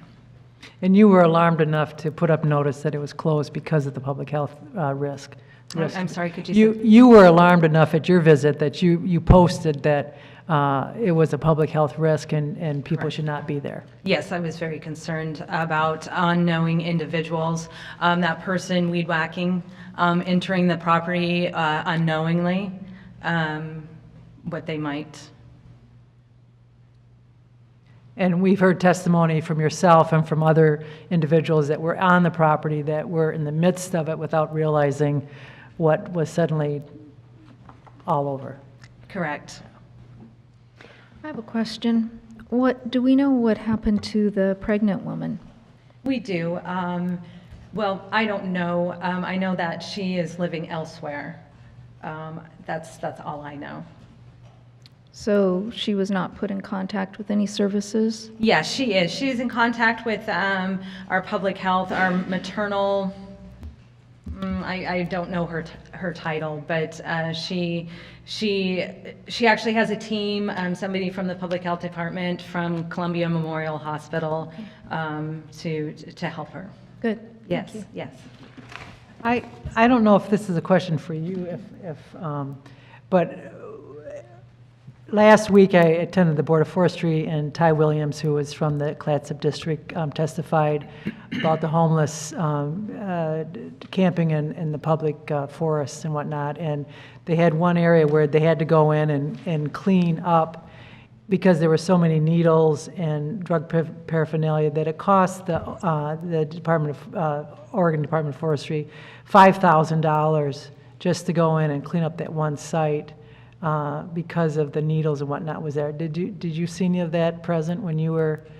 I don't know if that's your question or if it's the sheriff deputies. The deputy. Chief Well, I think it was deputy. reported in the report there a number of times that drug paraphernalia was found on the property. I was asking. Okay. I did not see any on the property when I was there. Okay, if there's no further questions for staff, okay, I'm gonna close the public hearing. We're gonna move into a board discussion with a possible and entertaining a motion for a tentative decision on this matter, with a final decision to be made at our next meeting when a written resolution in order is before us. So the question before us now, board, is that we have two options. Make a tentative decision that the property is being wasted and the redemption, and move forward with the redemption, or a tentative decision that the property is not being wasted and the redemption period should not be accelerated. So those are our two choices. And with that, we'll open up the discussion amongst the board, and if any members of the board have any questions for council. Mr. Chair, I want to appreciate, Tyler, that your good-heartedness and your interest in helping with this situation. It's very noble of you. I appreciate that. I wish you had more capacity. I wish I had more capacity to support you in that. But it seems clear to me, looking at the statute and the reports and hearing the testimony of everyone concerned, this meets the definition of property that's being wasted. I agree. So I would enter. Did anybody else have anything to say? So I guess what we'll need is we'll look for a motion to make a tentative decision that the property is being wasted. Mr. Chair, I'd make that tentative motion, the tentative decision that the property is being wasted and that we should proceed with it, the accelerated redemption. Second. We have a motion and a second that to make a tentative decision that property is being wasted and we should move to an accelerated redemption. Seeing, is there any further deliberations? I'm sorry, Tyler, I can't take anything during these deliberations right now. We have a motion and a second on the table. So seeing no further deliberations, all those in favor? Aye. Aye. Opposed? Motion carries unanimously. I'll have the resolution order back for you in 2 weeks or at your next meeting. Tyler, if you have any anything you want to say to me or any of the commissioners personally, that's fine after the meeting. And also you can send in a written comment. This is going to go on to another meeting. So maybe you could give us a little what the next meeting will look like and what kind of appeals process is available to him? The next meeting is it will simply be on the business item for the board to discuss. The public hearing is closed. After your board makes the decision, then there would be an appeal right to the court at the cost of the property owner. Okay. I understand. But yeah, you may want to get together with him and come up and decide what you all want to do. Well, we're going to redeem it. Yeah, I understand. Yeah. Well, definitely, I'm more than willing to hear whatever more you have to say, and in between here and that time, hopefully maybe you can come up with something with the owner, and definitely we want to work with you. Okay. Moving right along here. Is it a little chillier than it was when the meeting started? Yeah, I've just asked. It's cooled off a little in here, that's okay. Just kicked on a couple minutes ago. We're going to move on to our final action item tonight is on our business agenda. This is the county participation in a facilitated stakeholder process to create a new management unit for the Roosevelt Elk. And this is, can I have the staff report? I have some experience in this because I used to work for Fish and Wildlife, and it's great when we can bring these. Yeah, this isn't, quite as tantalizing a topic as the last one, but it also is a public health and safety concern. Especially folks that live in Warrenton, down through Gerhardt and Seaside and what's known as the Greater Clatsop Plain. There's obviously a lot of elk and people that both live in that area. There's been a lot of elk-human interaction, a lot of that sort of inappropriate. And again, I think this is kind of an opportunity for us to continue the cooperation we've done with some of the cities. I know that Warrenton and Gerhardt are both interested in funding this study, working with ODF&W.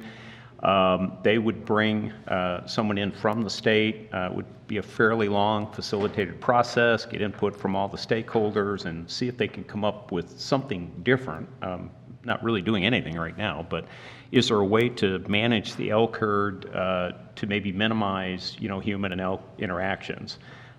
Nobody knows what those solutions will be. There's no preordained outcome. This is just a facilitated process to see if we can all come to some agreement about what might be a good solution. So, and I happen to live in that area and experience elk all the time. They were in my yard last night. So I see this on a day-to-day basis, and as a matter of fact, a couple of years ago, I literally stood there and watched an elk kill my neighbor's dog in front of my house. So these inappropriate interactions do happen, and I think the idea here is to try to limit those as we move forward. So we're asking for up to $5,000. I'm told it probably won't be that much if Seaside or if Gerhard, Warrenton, maybe Seaside, if everybody pitches the money, and it might not be that much, but we're asking for up to $5,000. Has the city of Warrenton and Gerhard put their stamp on this yet, or?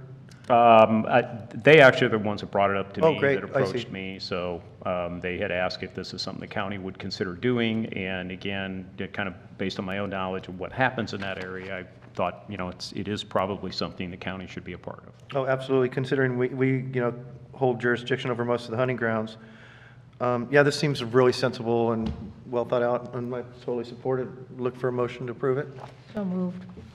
Oh, you Second. want to read, let me read the thing. I move that, thank you. I move that the board approve the county to participate in the Oregon Solutions Facilitation Process to manage the Roosevelt elk situation in the Clatsop Plains and bordering incorporated jurisdictions. Second. We have a And I- motion to second I to have move something. the, huh? Go ahead. Great. We have the move that board approve the county to participate in the Oregon Solutions Facilitation Process to manage the Roosevelt elk situation in the Clatsop Plains and bordering incorporated jurisdictions. Seeing no further deliberations? I have a comment. While we're doing this, I don't know if this could be part of it, but something that has been of concern to me for a number of years is we have allowed hunting, I believe, near the Surf Pines area. And I don't think it's safe. There's too much population. And I have heard from people who have been frightened by it. I would really I did speak to someone from the sheriff's department, I think, during my first 4 years, but nothing came of it. And I would really like to take a look at that. I don't think it's appropriate. Yeah, I hear you, and it's always a problem when, kind of the urban area intersects with the, I would probably think the best thing to do would be to contact our local game deputy. He could probably give you a rundown on the rules and. Yeah, that's probably what I would do first, because my guess is that where you're allowed to hunt and not allowed to hunt is probably controlled by the state. It is in most places. Yeah. So I would at least want to confirm with them, what role we have in determining that, and then find out what rules and regulations that they have in place. As an example, I'm actually a hunter myself, so typically most places you have, every state I've ever been in, you have rules that say you can't discharge a firearm within 100 yards of an inhabited building, things like that. And I would assume that those kind of common sense rules are in place. And if they aren't, maybe they should be. And if they are, maybe it's an enforcement issue as opposed to a rule issue. Well, I would really appreciate hearing what the possibilities are of not having hunting in that area. Yeah. I have talked to residents who found arrows from bow hunters near their house. They've had wounded deer with arrows running through their yards. People who have horses in stables out there, hunters have come near their discharging firearms, frightening the horses and the people. It's just not appropriate. Nope, not at all. So, yeah, I will check into that and see what we can find out. All right, we have a motion and a second on the table. Any further deliberations? All those in favor? Aye. Aye. Opposed? Aye. Motion carries unanimously. All right, Finally, we're going to have our commissioner reports. Commissioner Thompson? Well, do you want to go first because you had this thing you wanted to do? Because I'd like to talk about that a little bit. I could go first, okay. Why don't I start with Nebaker and I'll go, and then we'll, if you wanted to wrap that up in the end somehow. Okay, Commissioner Nebaker? Sure. Okay, so I attended the Public Safety Coordinating Council meeting, and we were doing a follow-up on the sequential intercept mapping, having a recap, talking about, what to do as far as stakeholders. For those who attended that, you know that, that was a long, informative meeting. And we think that public safety is probably the place where it should reside.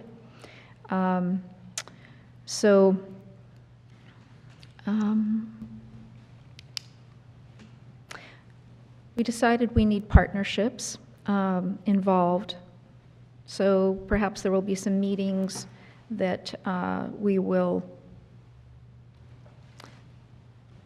try to bring in other partners. Okay, Amy Baker was there. She agreed.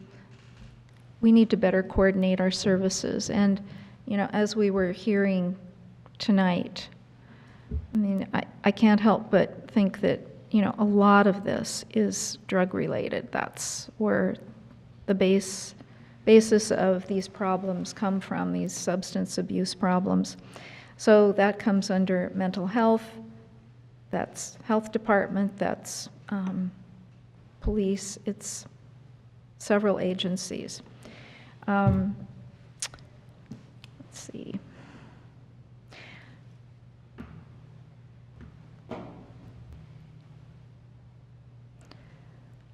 Okay, so they talked about prioritizing the who and the when as far as ongoing identifiers towards goals of revising and troubleshooting the processes in order to better serve the community, especially for mental health crisis intervention.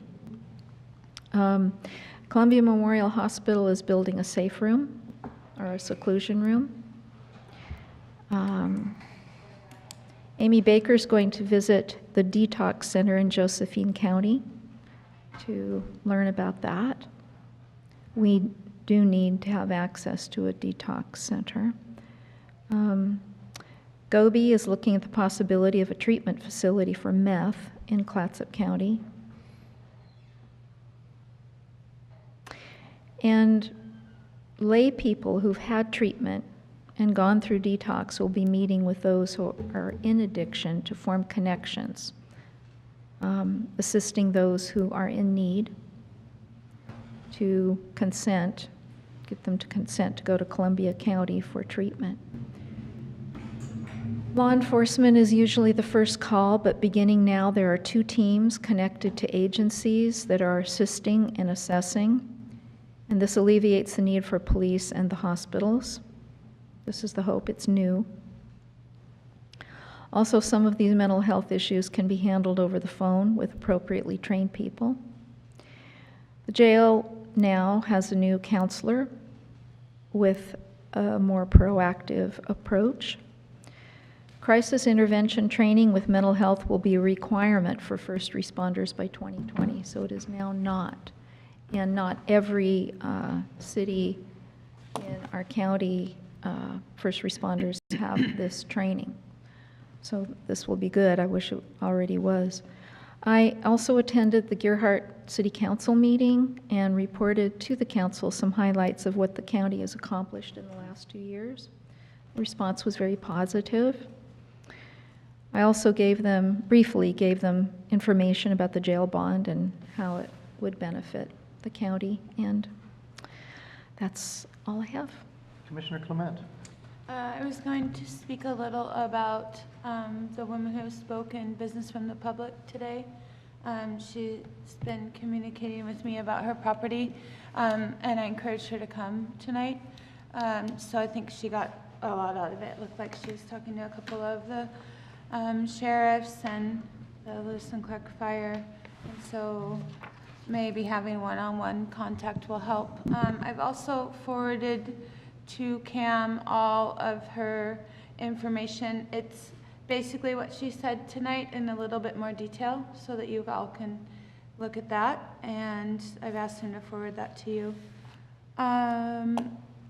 Some school started, and the Astoria schools in the county have started a new restriction on cell phone use in the classroom, and it's very well supported, and most kids seem to be fine with it. They're not groveling too much about it. I think it was really needed because there's been a kind of a free-for-all, especially when they get to high school, that they can use their phones at any time, and now it's been they've started from day one with some regulation of that, so that was exciting. And they shut down the fall fishery for the commercial gill netters today, and they only had a couple days, and they told them that they anticipated a bigger run, and unfortunately the sport fishery caught most of it, so they shut it down for them. Why is that? Because they anticipated a bigger run, and you can only predict what you can predict. Why is it the sports So they were allowed a lot of time, as you saw. So they caught all that was allowed and told the commercial fishermen, who that is their job, that, sorry, no more fishing for the entire fall season. So today is September 12th, and fall isn't even here yet. Yep. So it's really not really a fall season, but it's now closed for them, so. Commissioner, is this, my understanding that the unprecedented die-off in 2015 is related to the lack of numbers this year. Is that your understanding too? Die off? There was because of the high temperatures in the water. I've said this for a long, if you look at science, the salmon runs since the beginning of recording of salmon runs in this area, which is like 1898 or something, are cyclical. And it does not, if you plot it on a graph, which I like graphs, you see the salmon run going like this, almost even. And the fishing will go like this, and this, and this, and it does not correspond at all. There's absolutely no correlation. So, of course, overfishing affects salmon runs. Of course, water temperature affects salmon runs. Multiple things, pollution. It's a number of factors, but it's not only overfishing, it's managed fisheries. But we have a very ill-managed fishery. And the fishery is managed by where the money is and where the organization is. And the money and the organization is with people that sport fish. I mean, it just is that way. The commercial fishermen don't have an organized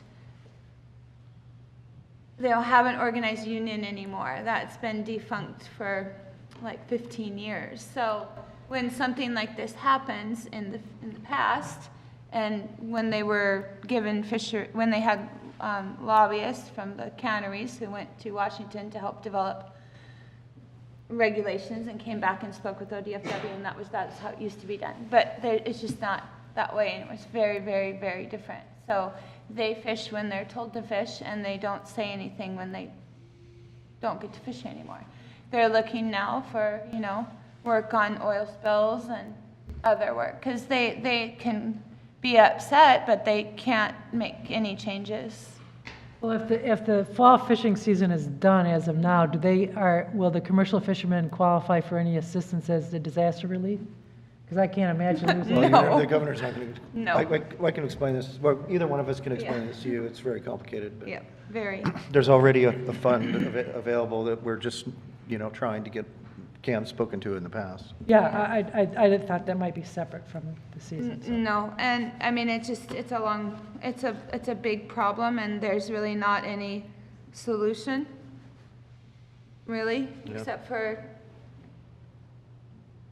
150 full-time gill netters getting together and helping and standing up, but they don't have any money to do that, so it's tough. That's my report. Thank you. Yes, so Commissioner Thompson wanted me to go kind of out of line because she wanted to speak to a rebuttal to a letter because she's not in favor of, and so I'll go ahead and do my report. I just don't know enough. Oh, that's okay. It's fairly short. So let's see, NOAA. Well, the saga continues at Northwest Oregon Housing Authority with the investigation of the executive director and the assistant and the accusations against each group.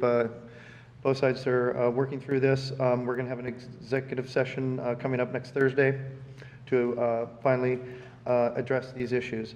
Otherwise, NOAA is moving along. We're trying to fill as many vouchers as we can. There's a lot of, the waiting list is still long, and it's not going to get any shorter. I would like to comment, ask the board if they would be interested in adopting a letter or resolution against Measure 105. If the board would be interested in us speaking out to this issue, we could do that. Would you? 105. Measure 105?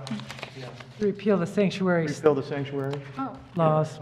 Would the board be interested if I brought a letter forward to that? Of course. Yeah, okay. I would be, yes. Yeah.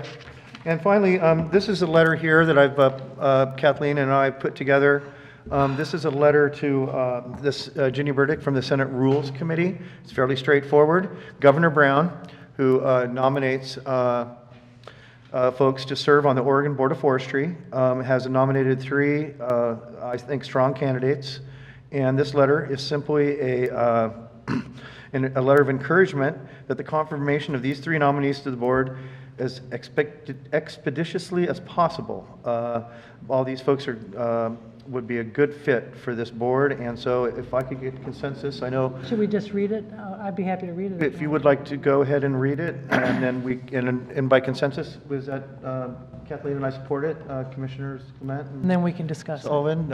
Sure, go ahead, read. And then you we'll can speak discuss. to the, at your commissioner report. Go ahead and read the letter. Dear Chair Burdick and Vice Chair Winters, Governor Brown has nominated 3 people to serve on the Oregon Board of Forestry. The candidates include a timber executive, Joe Justice, a business leader, Jim Kelly, and a prominent scientist from the OSU Forestry School, Dr. Brenda McComb. Mr. Kelly has an impressive business credentials and experience managing natural resources on his ranch in Kimberly. Mr. Justice brings a background to the timber industry through his employment with Hancock Forest. Dr. McComb has an extremely impressive background in forest science, including publications on climate change. They are very well qualified and will help ensure that the board has a full set of members as they make the decisions that are so important to our county. Currently, the Oregon Board of Forestry has 3 vacancies. The board faces quorum problems with their limited members. Because of the crucial role of the Board of Forestry in making state forest policy for the Clatsop State Forest, we believe it is critical that the board has a full set of members. The Clatsop State Forest provides a wide range of benefits to Clatsop County, including generating the highest state forest revenue of any county, and we are clearly on record in favor of a balanced management. The Board of Clatsop County Commissioners agrees with the governor's emphasis on the board as a public interest board, which even as it includes some timber industry representatives. We encourage the confirmation of these 3 nominees to the board as expeditiously as possible. All right, so. That is the suggested letter. You guys are good with this letter? Okay, thank you. And now we'll move on to, well, you'll have your chance. Okay. Now we'll move on to Commissioner Sullivan's report. Okay. I guess I'll speak first to this letter. I would support the letter.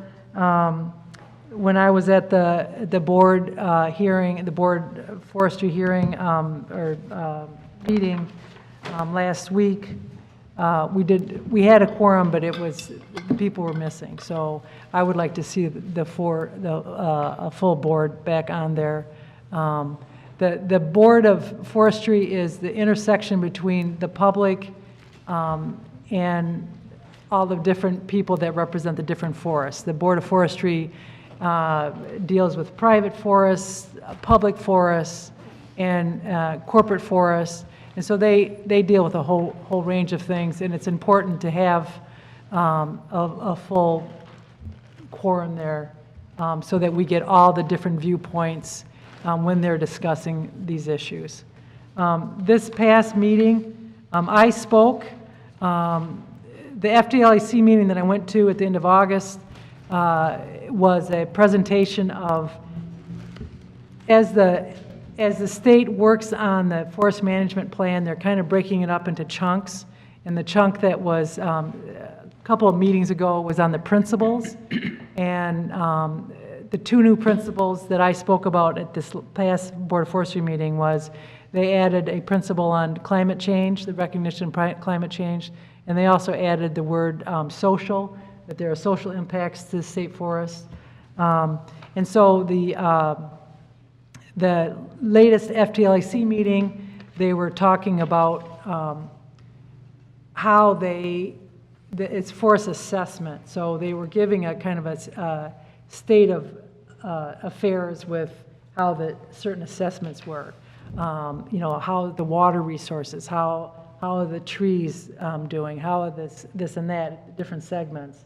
And so what I spoke to at the Board of Forestry was regarding that report, and my report was, my thoughts were that, first of all, I was glad that that the climate change principle was in there. I think that's an important thing to have in there. And I also said that I appreciated that they were talking about social aspects of things. And I also talked about water resources, that, you know, water is circular, and, you know, from the source of the water down to our drinking water, that's all connected, and that's all included in forest management. And so I was just saying that I would like to see a little more language that addresses climate change in the plan, and also about water resources in the plan. This is all a draft. This is all, you know, it's going to be a long process, but that was my input for that.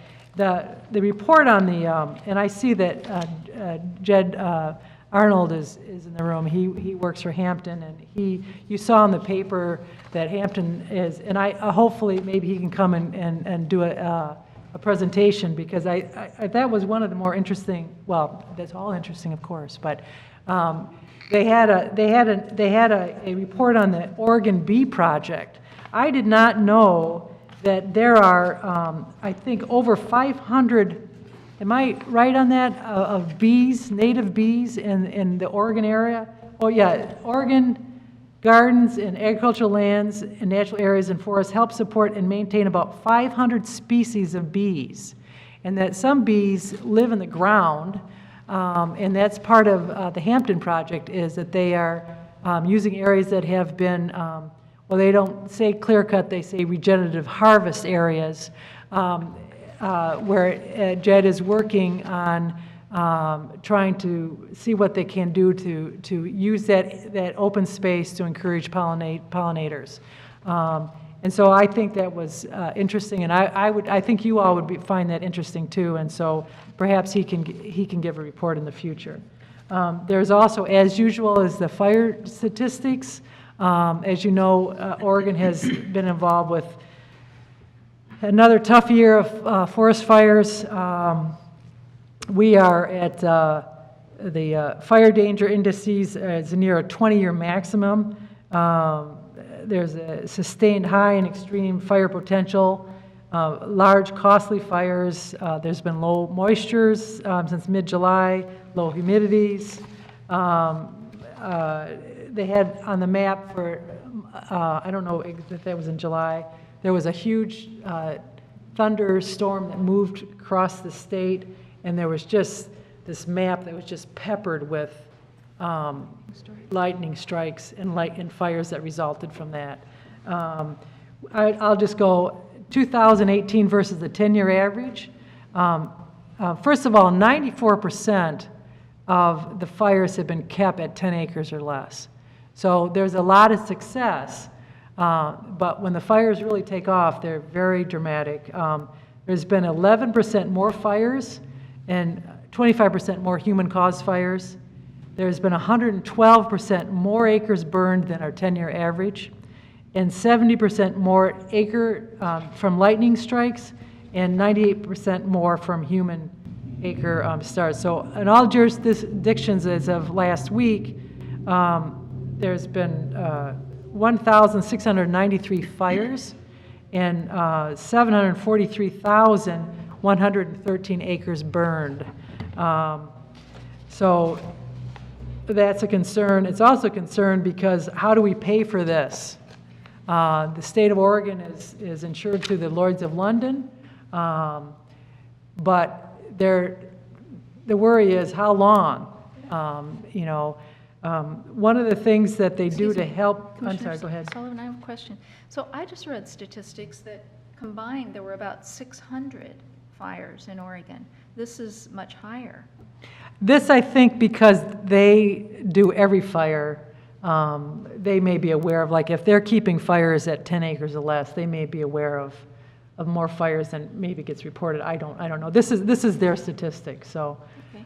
But one thing that I thought was interesting out in the eastern part of the state, there was a truck that was going down the road, and I guess this happens more than you think.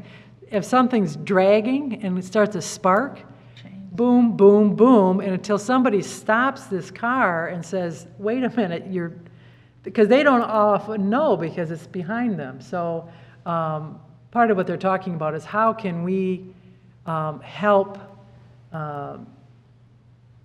with this, all of us. I think that the state did a tremendous effort during the solar eclipse, warning people and preventing things that what they thought was going to happen. And they're thinking, what can we do with fires? How can we help that? One thing that they do is they have interagency cooperation. And so there's not only in the ODF department, when it gets bad, it's all hands on deck, but there are also, the local fire districts. There's all sorts of, they had a whole frame of different agencies that come and help with the fire problem. And I thought that was very hopeful. But they said at the end of the day, the cost is also going to be, another part of that is the paperwork that's involved, getting the funding back and whatnot. That's also a big chunk of time and a big expense. Another thing that they had at this report was talking about the forest health. They are looking at a lot of different things. One of them is the Swiss needlecast, which you may have heard of. That's in Tillamook County. That seems to be expanding. Young conifer mortality, and this sudden oak death. So it's like insect infestation. I think some of it, may be related to climate change. Some of it also is with these burn areas, these trees are weakened, and that's an invitation for more infestation of insects.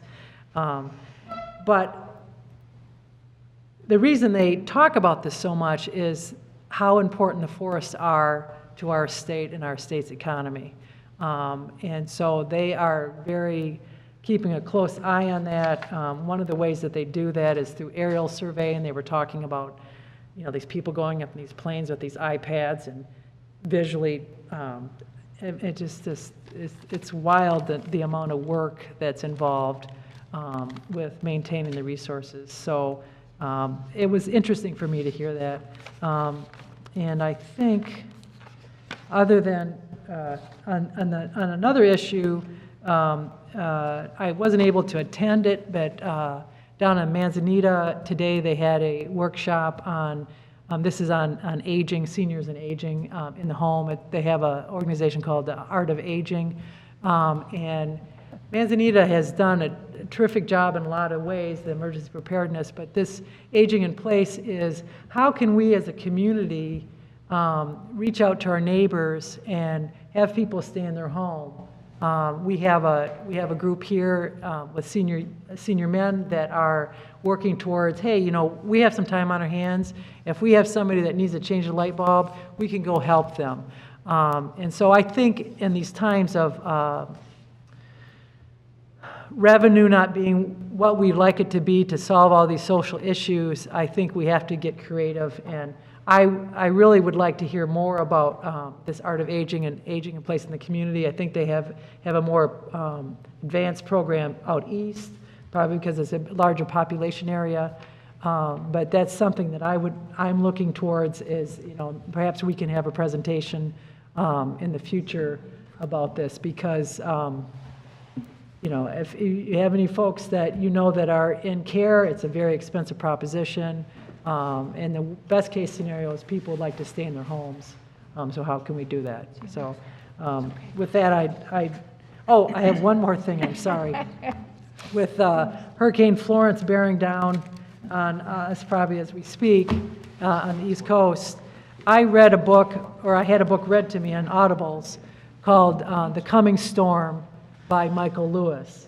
And he is talking about the data that's been collected by NOAA and what will happen with that data. It's a very interesting book, and I recommend it. He also wrote the book and the movie The Big Short. So he's a good writer, he's a smart writer, and think about if we did not have public warning of this storm hitting us. What if this public data is privatized? You know, I say check out the book. It's called The Coming Storm by Michael Lewis. So, and I will stop. Commissioner Sullivan? Yeah. I have a question. Is there any talk at these meetings about public awareness campaigns? Like, Yes. you know, we used to have Smokey the Bear when we were kids, and Yeah, there is. educating people on what to do, what not to do. Yeah, there is, and there's also the talk about part of the social aspect of it is that our campgrounds are full to overcapacity, and it shows a real love of wanting to be in that space. But how do we pay for that? The camp fees don't pay for taking care of the park, so how do we do that? But on the other side of it, we have families going into parks, you know, with their tents. But we also have the homeless people moving into public lands and causing problems. How do we do? What do we do with that? I don't know. The district 9th District Court recently handed down a ruling that said, if you don't have a facility or a place for these folks to move, you can't move them. And I'm not going to pretend I'm a lawyer. I don't know about that, but I know that people are talking about that and what the ramifications are going to be. And so it's, once again, I agree. Thank you, Pastor Bill, for coming tonight. I think you voiced the concern that a lot of people in the community have. How can all of us, all of these different agencies, how all of these different areas come together and discuss these concerns, and how can we find some solutions? Because it's so complex, there's not going to be just one solution. And it's not going to be easy, and it's not going to be overnight. So does that answer your question? No. No, what was your question again? It's all right. Well, public awareness, yeah, I mean, how do you get the word out? How do you get the word out? I don't know. Okay. Commissioner Thompson? Well, so thanks. Let me say, first of all, I'm not opposed to supporting this. I want more information. I see Jim Kelly's name here. I imagine that's the same Jim Kelly I knew back in Portland, whose parents, Neil and Arlene Kelly, supported my first run for public office. They would probably be spinning in their graves if they thought I wasn't. No, I think we should have had a work session to talk about these candidates and why they were qualified. So the only reason I'm not agreeing to this and don't want my name put on it is the fact that we didn't have a chance to talk about it. So it's a process issue. So I would hope that we would have the chance to discuss and to deliberate before being asked to act. So I just want to say that. Okay. I participated in a week-long wilderness experience, team building with the American Leadership Forum. You will be happy to know that Grandma survived rock climbing, rappelling, and hiking at 6,000 feet. And I have a wonderful appreciation for what support from a team can do. The focus of the American Leadership Forum, and I lived through it. The focus of the American Leadership Forum is leadership for all over Oregon. We spent a lot of time talking about diversity, equity, and inclusion. So what we did tonight in supporting Jose Gutierrez's request is a movement to support diversity and inclusion. Where I work on equity is the reason I wasn't here for our last meeting. Commissioner Sullivan and I were both at the Coastal Caucus. So the Coastal Caucus, I was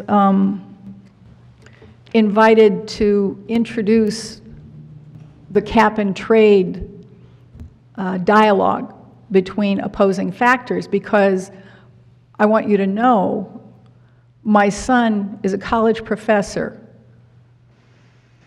an environmental economist who writes peer-reviewed published literature on carbon offset programs.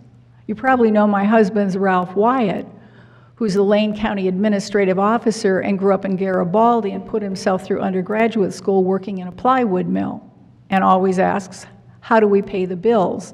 As he says, you can't eat the view from Neahkani Mountain. You cannot eat the view from Neahkani Mountain.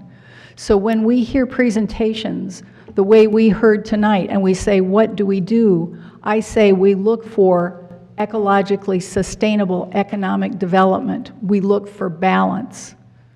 We look for spiritual satisfaction. We look for social justice, because if we don't deal with all of those issues, I think we're going to be a failed biological experiment. So that's the reason I look to build a moderate middle in my family and in my heart. So, the Association of Oregon Counties. Well, first of all, there's a bunch of stuff. Cannon Beach Library had its annual meeting, and the city manager from the city of Cannon Beach came and talked about a lot of things. He talked about housing. He talked about the impact of tourism on local livability in Cannon Beach. There was a survey that I just filled out today that came out as part of the minutes that Cannon Beach City Councilor George Vetter took at the Chamber of Commerce meeting. They wanted to know what we thought. Well, you know what? I hadn't seen that survey. Now, I'm not real good on reading all my thousands of emails, so maybe it came to me another way and I missed it.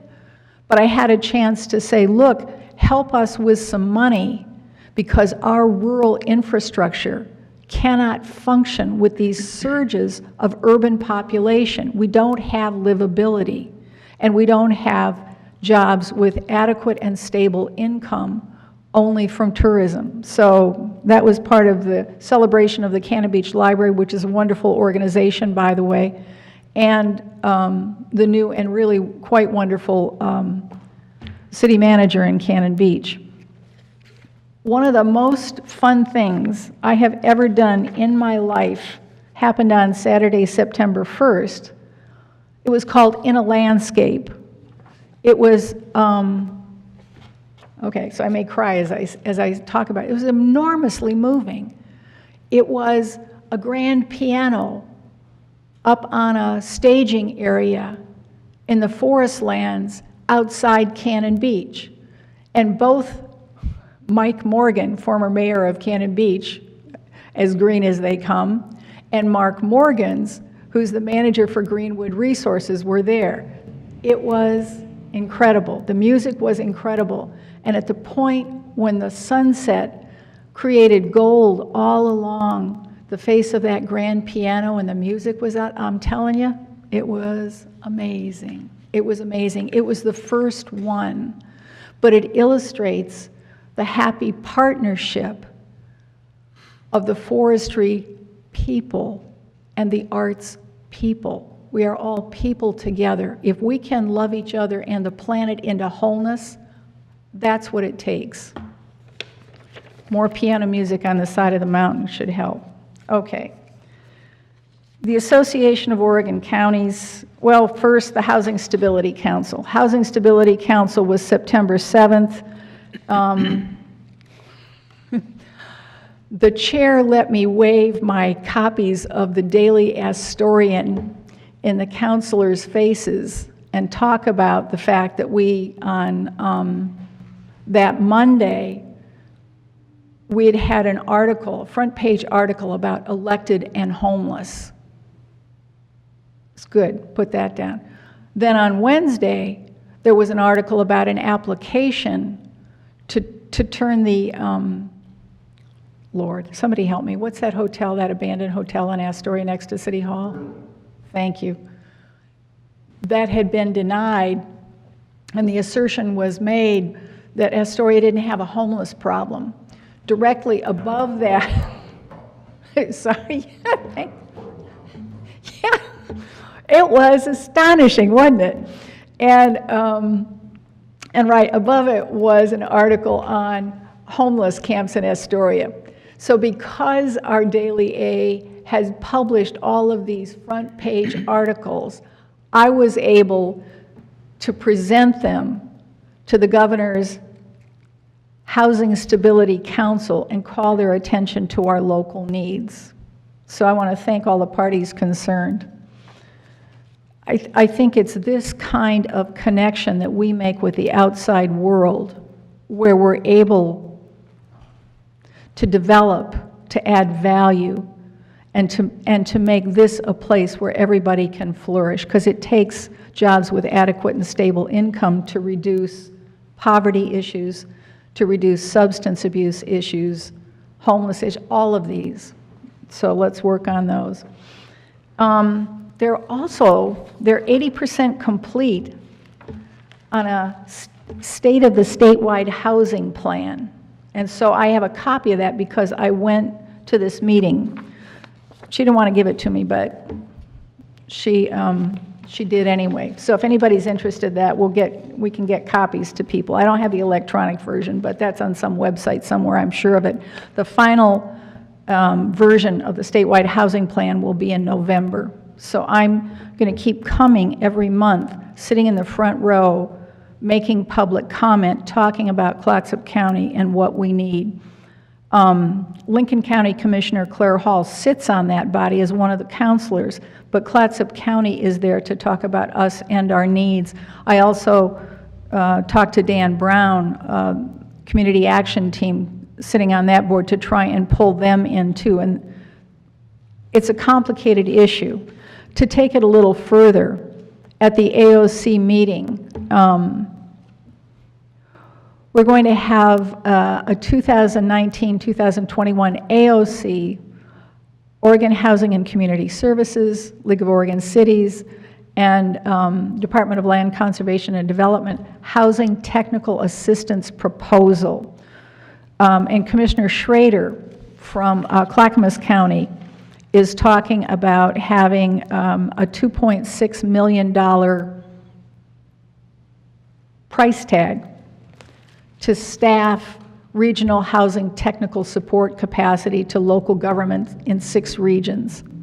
So what that does is build the infrastructure in the middle, because I can go and talk about, we have housing needs, help me be your partner so you get better headlines in the paper. Talk to the people who are responsible through the State of Oregon process when they put in their agency request budget, and then the governor's recommended budget, and then the legislatively approved budget. That's how the money train works. That's why I go to Salem, that's why I go to Portland, so we can get to be part of that. So our voice is heard, our needs are heard, we have to get in the room, we have to get at the table, and then we can get to leadership. So the Association of Oregon Counties, I moved, and I'm trying to remember who seconded it, but I can't remember now. Anyhow, it passed. We also have the funding calendar for 2019 for the Housing Stability Council. This is where they talk about all of the projects from all over the state, and they decide who gets funded and why and how and all of that. So being in that room is important. I need some help because I cannot go to every single meeting at AOC. So I'm hopeful that we're going to be able to redeploy some of this. The first meeting was at 7:30 in the morning. That was Veterans and the Health and Human Services Committee. There are grants available for veterans for peer support, and I assume that Luke Thomas, our veterans guy, knows about this. What they also talked about was they were doing fundraising for a Vietnam War Memorial Fund. So they were selling medals, so I bought a medal. So again, we're on board as supporting this. I'd like to have this board go on record supporting a Vietnam War Memorial Fund. There are a whole bunch of entities that have already done this. We still have a problem with suicide, and the most likely cohort to commit suicide is males of a Vietnam veteran age group. So this is a way of calling attention to that group and helping to deal with the issues in a public way. So if we're looking at what do we want to approve, I'd like us to have a process as a board to request, discuss, and then act on requests for support. Because I don't know how anybody else feels, but I'd like to support the Vietnam War Memorial Fund. I'd like this board to go on record as supporting it. So are my colleagues willing to endorse this? Not everybody's here. Well, I have to learn more about it. That's a fair answer. That's a fair answer, and I have information. Could we put something in place so that we have a chance to learn from each other about these things? Because that's what I'd like to see. That's what I think it will take. They also had a state-of-the-art Healthy You vending system that they handed out. I don't know if anybody's interested in it, but if the county's interested in having healthy snacks, you may have this already, and I just don't know about it. So we have housing, we have military stuff. I went to the public safety meeting. There's more than I can talk about. What I will say is the federal match to the Medicaid expansion is reducing. That means money available to pay for health services for poor people is diminishing. What do we do about that issue as a board? How does it affect Clatsop County? How do we move forward to deal with that? And I don't know.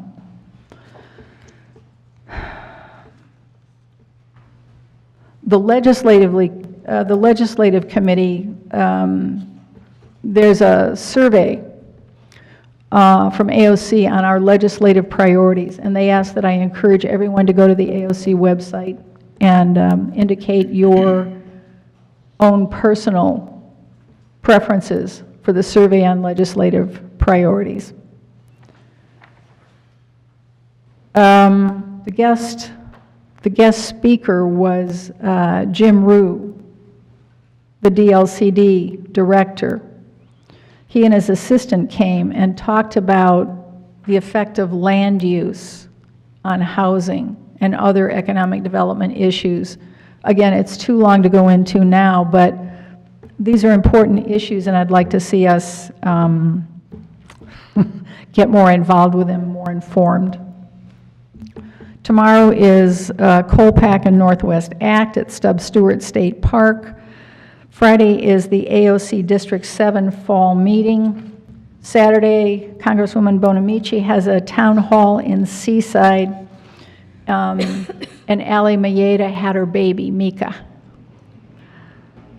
So there's more. Cedar, CFEDC, more ALF Seaside Rotary fundraiser on Saturday, the 22nd. That's enough for now. Thanks. Chair Lee, may I make a comment? Sure.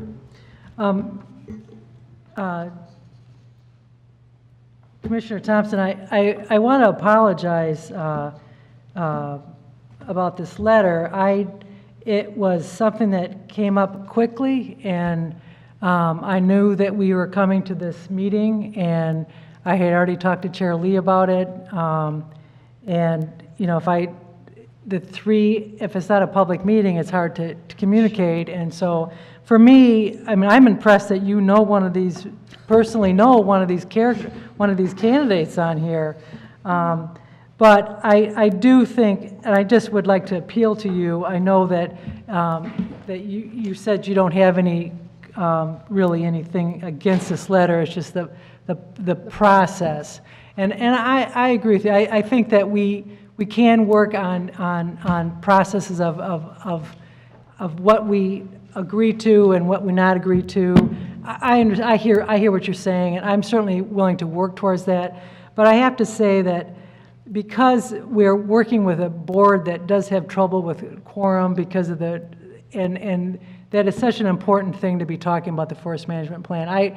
I would just ask as a favor that you would reconsider possibly. Do we have 2 weeks?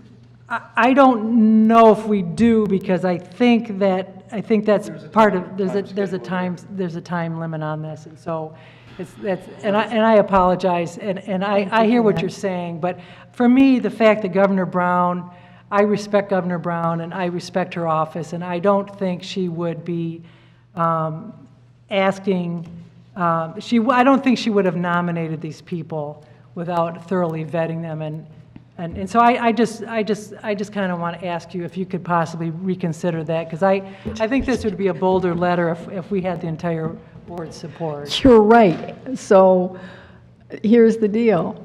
Trust and verify. If there's a way that I can get more information, but Well, why don't we do a little political horse trading here? Oh, no. What if we support a letter for the Vietnam's memorial, and you support this letter for the forestry thing? We only need. Or we don't need to go there at all. Letter. We don't need to go there at all. Yeah. County Manager Moore. I don't have anything tonight, Mr. Chair. Thank you. Meeting's adjourned. Chair Lee, are we going to address this letter or not? I mean, By consensus, it's going out, I've signed it, consensus it's means sent. everyone's agreed. That's, okay. So do you feel you can agree with this letter or no? I can't. Okay, so Okay, but that's the fine. majority So, we have it, you know, okay, we're gonna all move right. It's a majority, that's different. Okay. Thank you, sorry. Go over it anymore. All right, I thought I'd Appreciate try. that. Well, you did, good for you.